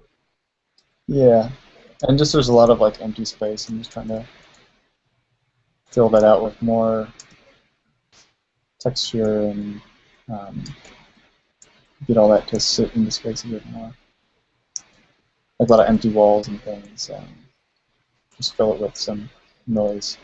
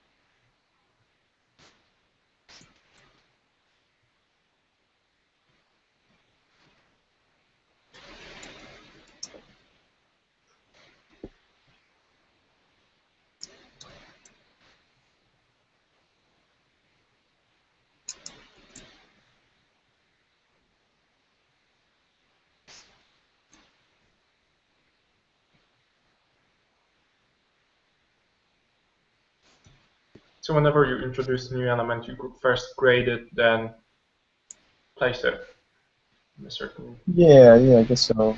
Just still kind of figuring out where this guy's going, but again, it's just like tech hangar area with sort of this alien energy ball area. Reminds me of the Alien Isolation. Do you know the game, that upcoming title? Oh yeah. It really reminds me of it. So maybe some kind of just claustrophobic. Yeah.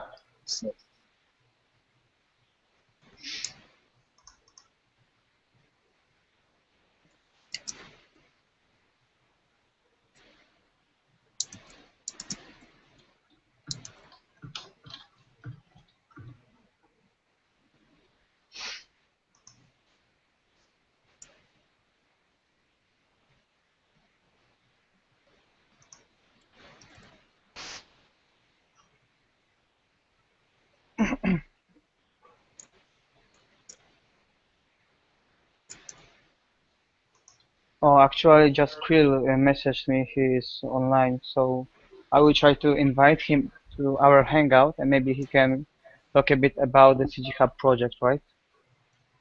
Okay, perfect. Ben, if you're running out of time, feel free to just tell us. I mean, we have already spent 3.5 hours. So if you want a break, or if you want to just end the session now and like finish that work later on, feel free to do whatever you want. I mean, our sessions usually tend to be like 2 hours long. So I mean, 3.5 hours is just super generous to you. I'm really happy Sure. with that. Yeah, I guess so. Maybe I can just finish this up and render out a more detailed scene or something. And yeah, if you have time, yeah, perfect. And there won't be any interruptions through, Google and stuff. Sure. Yeah, no problem. Okay, so are we waiting for Kirill to join? But I don't mind waiting and listening to Kirill for a bit. I can just work in the background or something. But okay, sure. Yeah, but yeah, just hopefully that shows you guys like a different way you can start images, and if you haven't used 3D before, hopefully it's pretty straightforward, and you can see how useful it is being able to. Maybe it takes a little while to build it initially, but then you have a ton of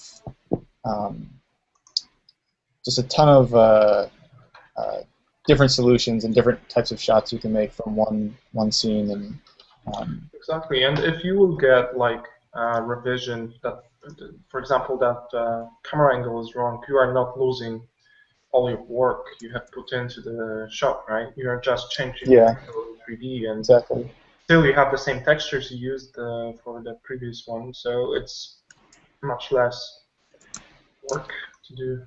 Yeah, exactly. Wojtek Krill messaged me he would join in 10 minutes from now. So I told him it's alright. Okay.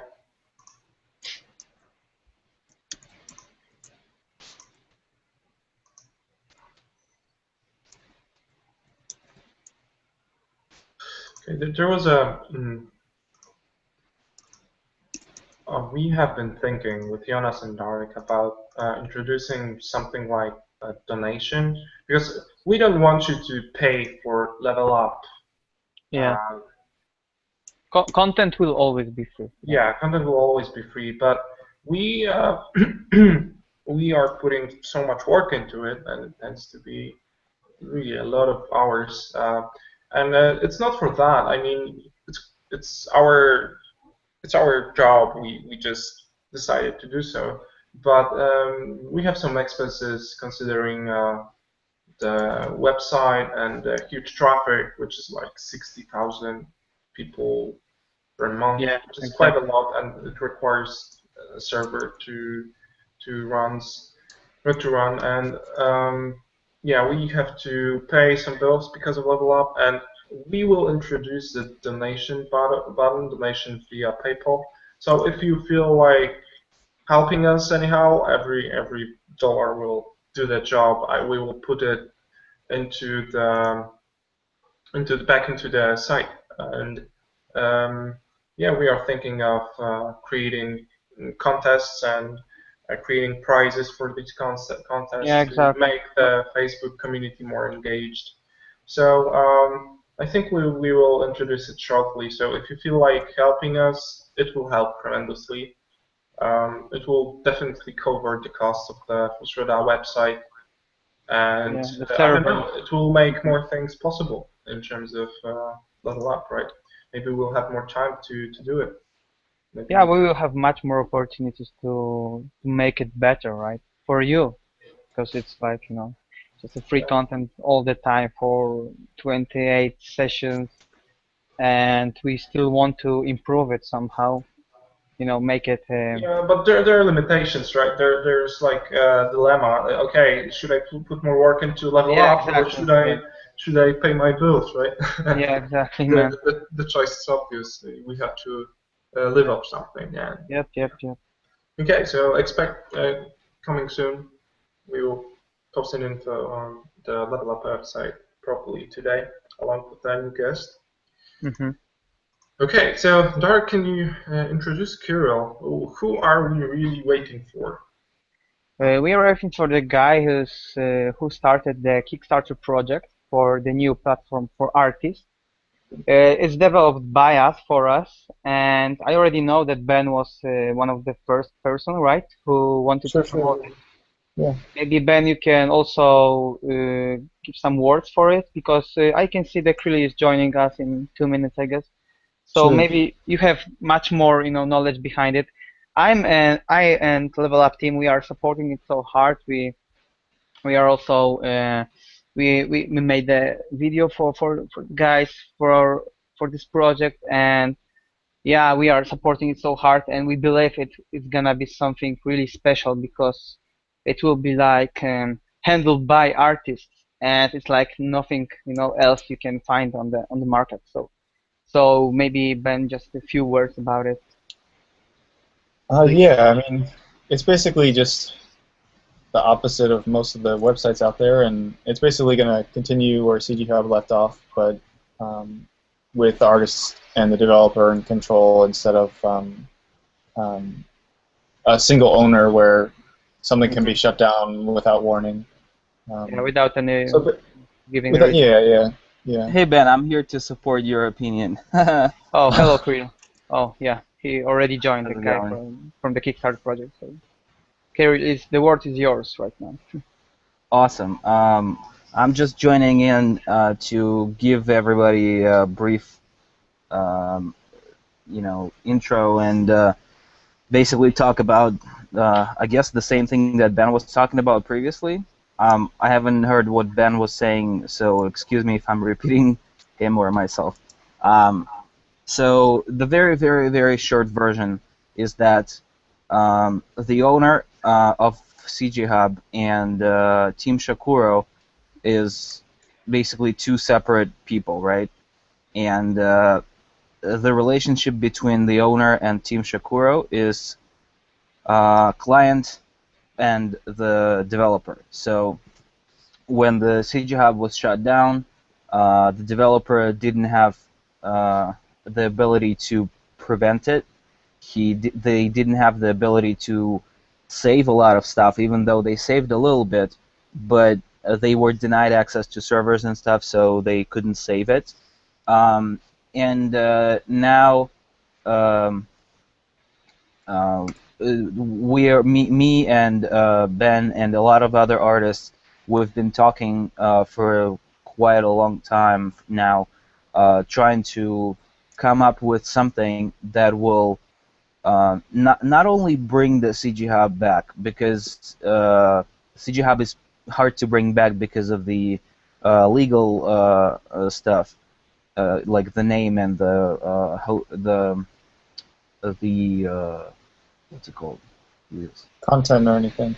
The name, the domain, and so right now it's in a position where it's the same developer, but not the same owner, and that's a good point. Like Ben mentioned before, that it's not going to repeat the history in this respect, because if we have the advisory board of several artists who are devoting their time to just guide the project without expecting anything in return in terms of money, that way it's kind of like it's a very standard situation with startups. So that way it's not going to be shut down immediately like it was before, and we can help prevent that. I don't know. Can I can take questions and stuff. If you like. Sure. Let's see if there are any. So maybe you can comment on the Kickstarter. How is it going, and how was it?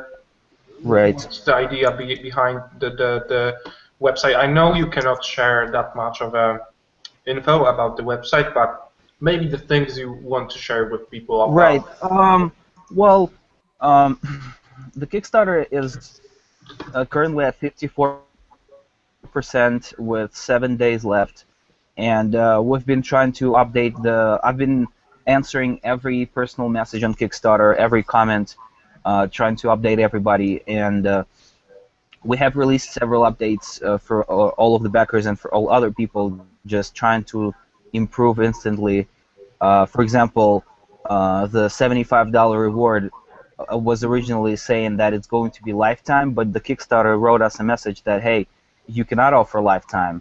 But we said we don't care, and they told us to put 10 years, but we have been announcing everywhere that it's still going to be lifetime, right?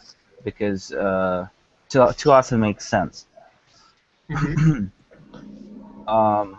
So yeah, anything above 75 is not 10 years; it's still lifetime.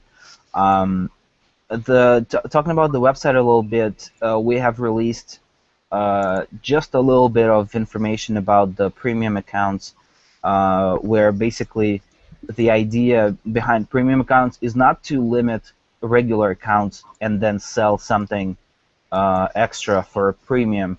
The idea is actually to have all the cool features for free for everyone. But if you're a professional artist, then you need professional tools, and it's not unheard of for a professional to pay for the tools he uses for his work. So what we're trying to offer is we want a website to be free for everybody who is looking up to becoming an artist or is just doing it for fun, and it's perfectly fine. And for professionals, we want to offer tools that they will be able to use for data analytics and statistic analytics. Yeah, and you yeah. can also mention about the premium accounts that were on the previous CG Hub, right? That you didn't have anything to do with it because it's going to be different, right? Because on CG Hub, the Pro account, it was called a Pro, and it looked, the previous owner wanted it to make it look like if you pay money, you are a pro, which is a little bit. You are getting future. Yeah, it's not real. Our vision is that you cannot pay money to become a better artist. You can pay money for some tools that can help you become a better artist. Like, you cannot get promotion just on the website just because you're paying some money to the owner. Yeah. And that's the key difference. It wasn't even fair, because right. Regarding the paying for the being featured, even if you are not, just. Yeah, and that's what's happening on CG Hub a lot. When you go to the front page and you see just not very good quality pictures, which overall drops the rate of quality of the website a little bit. Yeah. And by the way, the recent development in the CG Hub story was that if you go to cghub.com right now, the owner has published a word talking about the fake CG Hub page.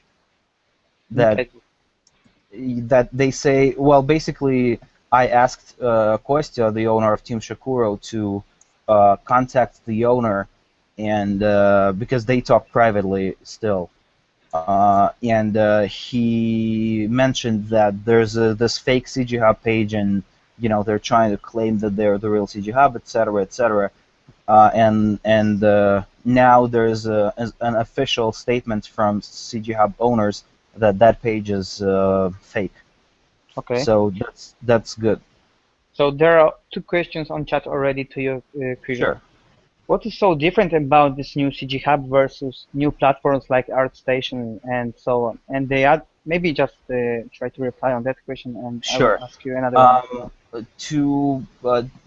The short version is that, first of all, there's no, I don't think there is any competition, or there can be any competition between CG websites, because just like previously, let's take like a year before, like last year or 2 years ago, when all of those websites, except for ArtStation, of course, it's a new one, but like a CG Society or even DrawCrowd or other websites, and CG Hub, they all coexisted together, and for the community, it's only for the better to have the variety. It's basically, if somebody is monopolizing the industry, it's bad for the industry. It's sort of like the best analogy I can come up with is the internet provider. In US, there's only one good internet provider, and when there's no competition, the prices go up. So in Europe, there's millions of internet providers, and the speed and the price are all very fair. So that's the same analogy here, that if there's a lot of there are a lot of websites that provide the similar service, not the same, but similar, it's good for the industry. And the second part of this equation is actually all those websites, they provide different services. For example, ArtStation is tailored to give you more of a personal website.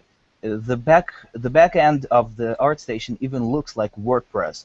It's giving you an opportunity to basically build your own page that will not look like it's part of another website. But like it never has been like that on CG Hub. And the new site will serve a different purpose. We're not going to provide that. Like, we're still sticking with what CG Hub, what the CG Hub function was. It's still a community. We're not giving you like create your new website or whatever. And not only we're trying to bring back the old features like the editor's pick, that was the actual, that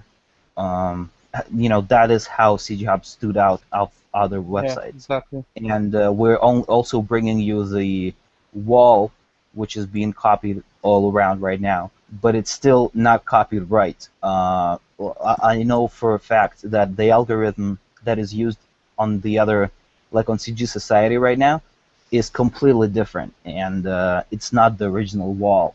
But anyway, not only we're bringing that back, we're making it better because it was time to make it better. The code is getting an upgrade from the old code from PHP to Ruby on Rails, which is a huge step towards the modern functionality and the way the website looks. Plus, not only we're bringing those back, we're getting rid of some of the unused features, but we're also introducing new stuff that will help the professional. So Okay. that is our main point. We want to make it look better. We want it to function better. We want it to be better for professionals, to help find jobs, to help give them tools to find jobs, and to give them tools to track their statistics and be able to respond, properly to what they're doing.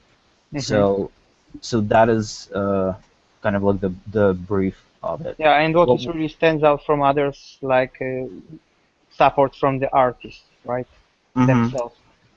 And there is another question to you, Phil. mm-hmm. What's gonna happen if it's not get funded on Kickstarter? Okay, that's a very common question, Yeah, even in I know. personal messages on Kickstarter. The Kickstarter rule says that if the project doesn't get the funds in this time limit, none of the credit cards are getting charged, and we don't get the money. So, um, and we are at 54%, which is still doable within 7 days. But if it's not getting there, we first of all, we're still waiting for a response from a couple of sponsors that we've been talking to. Like, not sponsors, but they're like sponsors slash investors.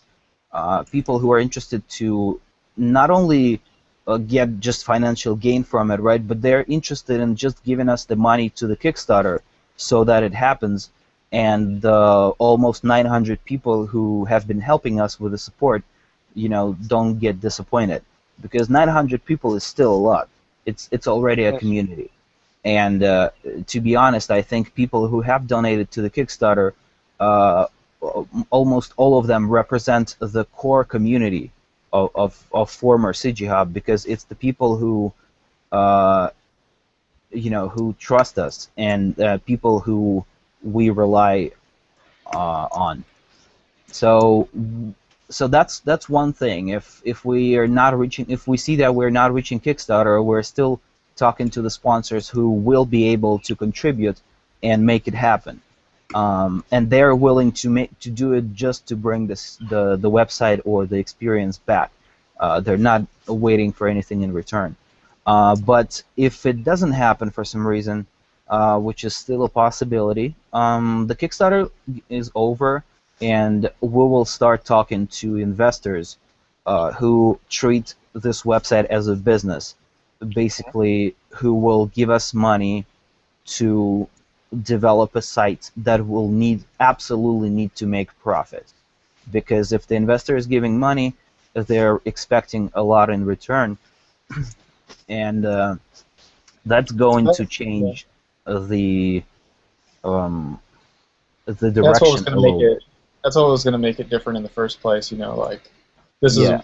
why it's such an interesting opportunity to basically the Kickstarter money will allow Shakuro to get the site up and running, and basically be able to sustain itself with advertising revenue by the end of the first year, which the Kickstarter money would get it to.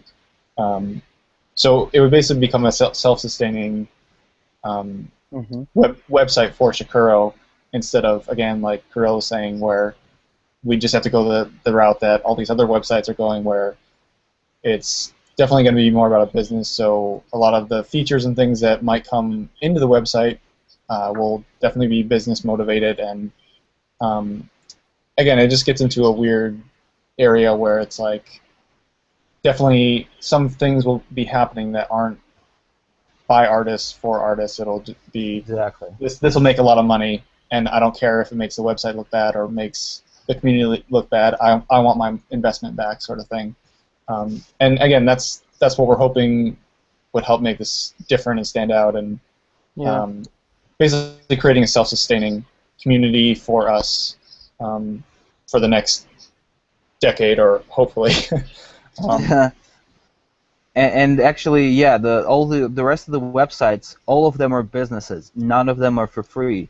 And every site, like, what makes us different is every site out there is sponsored heavily, and I'm not gonna say by who, but like, if you do enough research, you can find out. But if we actually manage to keep the user-friendly business plan, it will already be different. If we're not managing this, we will absolutely have to monetize it more heavily, and that will drive us away from our initial idea. So, it is something that we will be thinking about whether it is even worth doing. Because if it's if it's all about the money, unfortunately, because if investor gives us the money, he controls or they control how it's going. So if it's like that, we will have to think about it and make sure that it's absolutely going exactly the way we want. If we decide that at one point the investor is doing something shady, then no, we're not going to do it, because again, we're not doing this because of purely bringing the hub back or purely just creating a new CG website. It's not about that. We, as funny as it may sound, we want to improve the industry, because this gap that has formed itself is huge, and we want to close it. We want to bring the balance to the force. Yeah, that sounds Exactly. good. All right. Do we have any other questions? let me check. People are asking for very technical, things like bringing back the allow stars, bringing back the star ratings on posted art, not like tune up or tune down. It's very specified question. I don't know if you have already the No, idea. it's okay. I mean, I can definitely talk about everything that was on CG Hub, because I know what's coming back and what's not. But I cannot talk about things that we have came up with recently, because those new things are absolutely going to blow away the competition a little bit. Yeah. Yeah, of course. And that's the thing. That's the thing. Like, if you look at it now, like, there's still nothing out there that offers what CG Hub had and what Teacher Hurl can replace. Like, there's a like I enjoy. I mean, I put my work on every website, and it's on ArtStation, on CG Society, and all this stuff, and it's great. But I still don't feel like I have the same thing that I had with CG Hub. The level of connectedness, the level of feeling like I can get a pulse of what everyone's up to, and looking for jobs, looking for all these things. Like, everything's it's like a 10% taste of what CG Hub was. And like I said, only even Chicago can do that. Even the CG Society trying to use the momentum, and they created their own wall. They created it in their own image. They took well, I don't want to say they stole the concept, because it's not stealing if ours doesn't exist, but they took that old concept, and basically they're taking the concept that is 6 years old, and they think they're catching up with popular thing, which is not the case. It's a 6-year-old concept of that wall, and it's a 6-year-old code that was maintained and developed. But what we are going to do, we're going to bring back that wall, but it's going to be using different code, maybe same algorithm, but it's going to be improved. So we are improving on what other people think is the ultimate, is the absolute top. And again, a lot of other stuff that we can't talk about it's like everyone's trying to catch up with CG Hub. We have like CG Hub plus a bunch of other stuff that no one's even doing. So it's like, think of it as like, yeah, it's hard. We can't really talk about it, but it's hard to imagine like it's like CG Hub replaced, but even better, and that's all we can really say. But answering that question about rating and stuff, we're definitely bringing back the statistics that was on CG Hub. For example, profile views, likes, just views of images, sorting by sorting images just like before. It's all going to be visually redesigned a little bit, but what exactly we're doing is we're going to bring back the statistics, but we're going to turn it, keep the statistics for a regular user just like it was before for free, but we're going to give you analytics for the pro. basically you will be able to analyze your statistics. You will be able to look and say, okay, so I've gotten this many views last week and that many views this week, and maybe I should be more active and stuff like that, so that you can make informed decisions about what's happening. But not only that, this is such a minor part that we were willing to announce it publicly, even though nobody else out there is doing it right now. It's only a very small part of what very easy to do, and we can do it. And we still have a lot of other things that we just don't want to say. We wish we could, but we cannot rely on other websites being cool about it. They'll be like, oh, really? You have all those features? Awesome. Before you can create your website, let us do it, because we're helping the community, and that will kill us. There's a question about what if the Kickstarter won't be funded? What happens then? It will already just respond for it.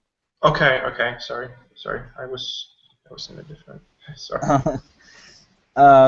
Yeah, I mean, I can repeat the sentence, but I mean. No worries.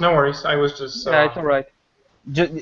Just ask if that person still wants to know. I can definitely paraphrase that.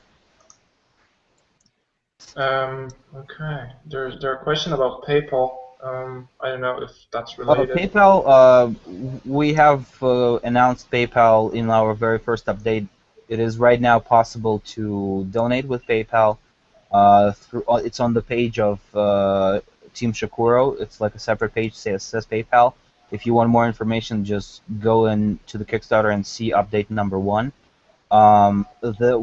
So far, to be honest, the PayPal has like $100 in there. Mm-hmm. So it's not like it has thousands. So right now, it doesn't make sense to use that money to put in the Kickstarter. Okay. Because it's still getting the percent and stuff. If it was 90K on PayPal, we would absolutely use it to put in the Kickstarter. But right now, it doesn't make sense. Okay, understood.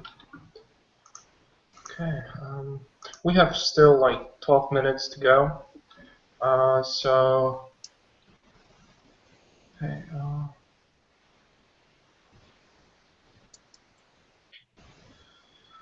I'm not sure if the question is relevant to the topic, but can you tell us, please, how the old CG Hub started? How did you get noticed by artists? What was the original idea behind it? I can only say as much as I know, because I don't know the original owner and I don't really know how it started. But what I know is that the original hub started. We're allowed to swear on Yeah, chat? of course. Go Okay. ahead. It started as a fuck you to conceptart.org. Okay. Because at that time, conceptart.org was monopolizing the industry, and like it was the only forum where everything was happening. But then it started dying, like a little bit, and the CG Hub was started as a fuck you to them, saying, "Hey, we're gonna make our website with blackjack and stuff." But later, nobody expected that the site will grow as much as it was growing, and for 4 years, CG Hub was not making any money at all, and only because of that, because the community thought, oh, we're getting a free ride, right? Like for 4 years, the CG Hub has been up, so maybe it's good, but after 4 years, I guess they started monetizing the site only because they were running out of funds, and it was time to ask the community for help. But they didn't do it quite right. Like, I don't really like the way they introduced the pro accounts. Yeah. As an artist, I was against that. Like, I would rather just donate, as much as I want, rather than I didn't agree with the idea of advertising pro accounts on the front page and stuff. It's Yeah. not about I wasn't willing to give money just because I didn't want to. I wanted to give money to the site, but in a different way. Mm, and this Kickstarter is sort of a similar opportunity. You know how on there's this website called Reddit.com. Yeah. It's basically like a huge international forum, and this site wasn't making money also, but what they did, they introduced so-called daily gold. It's like a website currency that you can pay other people with, but you buy it for actual money. And so they started making money like this. Um, they just announced their daily goal that they need to sell this much to keep running, and they meet the deadline every time, uh, or almost every time. So basically, it's just people. It's a form of donation. That stuff, the money, it should never change anything. That's our goal. The money shouldn't change the way you interact on the website. The money shouldn't change how pro you are. The money shouldn't change how well you get noticed. Uh, in our mind, the money should only help the free part of the website. It's just so the website can run, because the traffic on CG Hub was huge. It was so many views per month. It was incredible.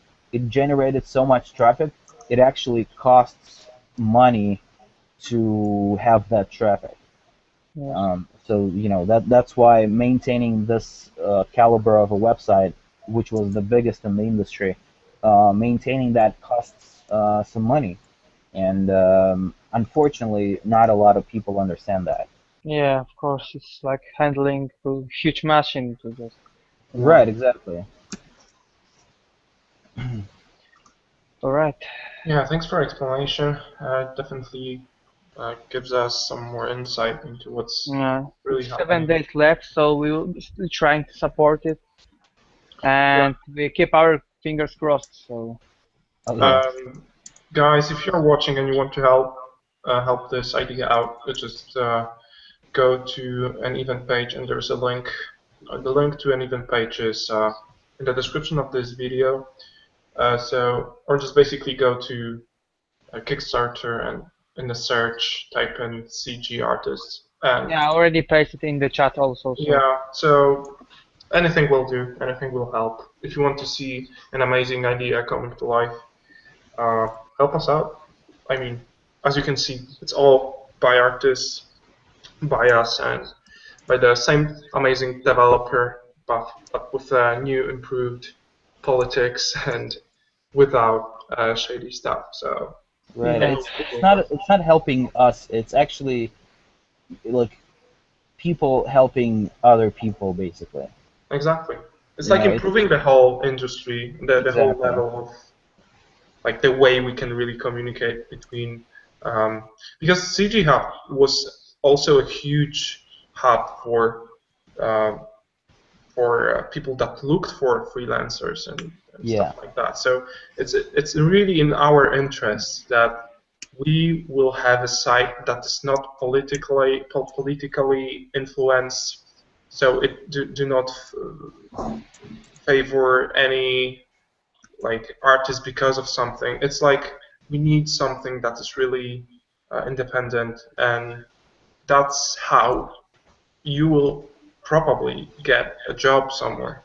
If your work will be good enough, it will independently go up in rates, or I don't know, maybe appear on the main sign like it was with CG Hub.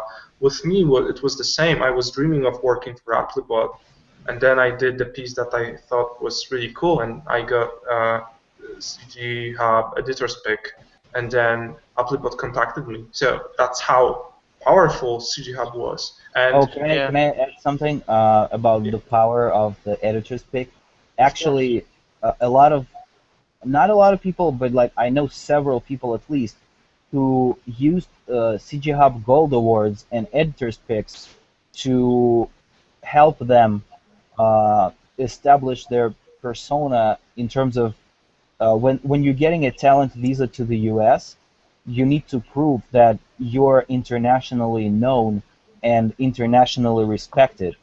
And people used CG Hub Gold Awards and CG Hub editors picks to prove that they're worldwide known. Huh. And it helped on a governmental level.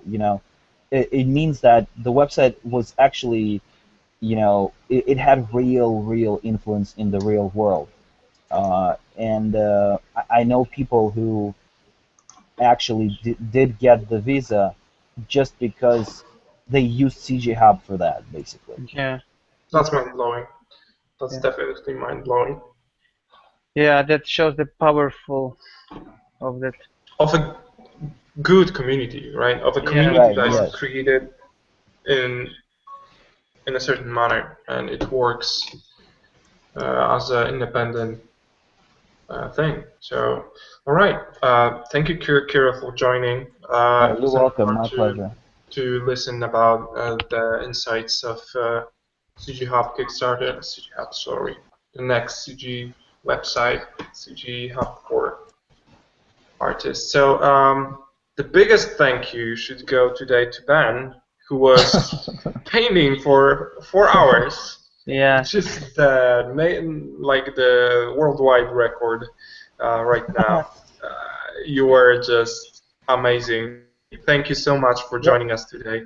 Yeah, it was epic, man. To meet you and it was just show amazing. the workflow that no one showed, like in this way. Yeah, you are I'll try to finish up a cool painting out of it because I didn't really. We got some technical issues, but I'll try and show you some cool. But hopefully it's a good shows you a different approach that you can use in your work. And of course, it was amazing. It turned out really amazing. I mean, when you will post it on the event website or on Level Up group, we'll be able to see it in a better resolution. Sure. And I would like to encourage you also to put the 3D shot also. Sure. A lot of details in it, and the modeling is amazing. So just put it in along with the picture after paint over. So yeah, sure. Big thanks for it. It's really inspiring stuff. Yeah. Right. About the donation button, I'm just introducing it to the website, so I will post more info about it later during the day, and we will post more info about our next guest as well. So yeah, thank you guys for coming. Your stamina was extraordinary. 4 hours. I mean, we lost Jonas, right? He's gone eating. He's eating. He's free job. I don't know. Typical. Yeah. So thanks guys again, and see you all next week. Bye. Bye. Thank you. Bye-bye.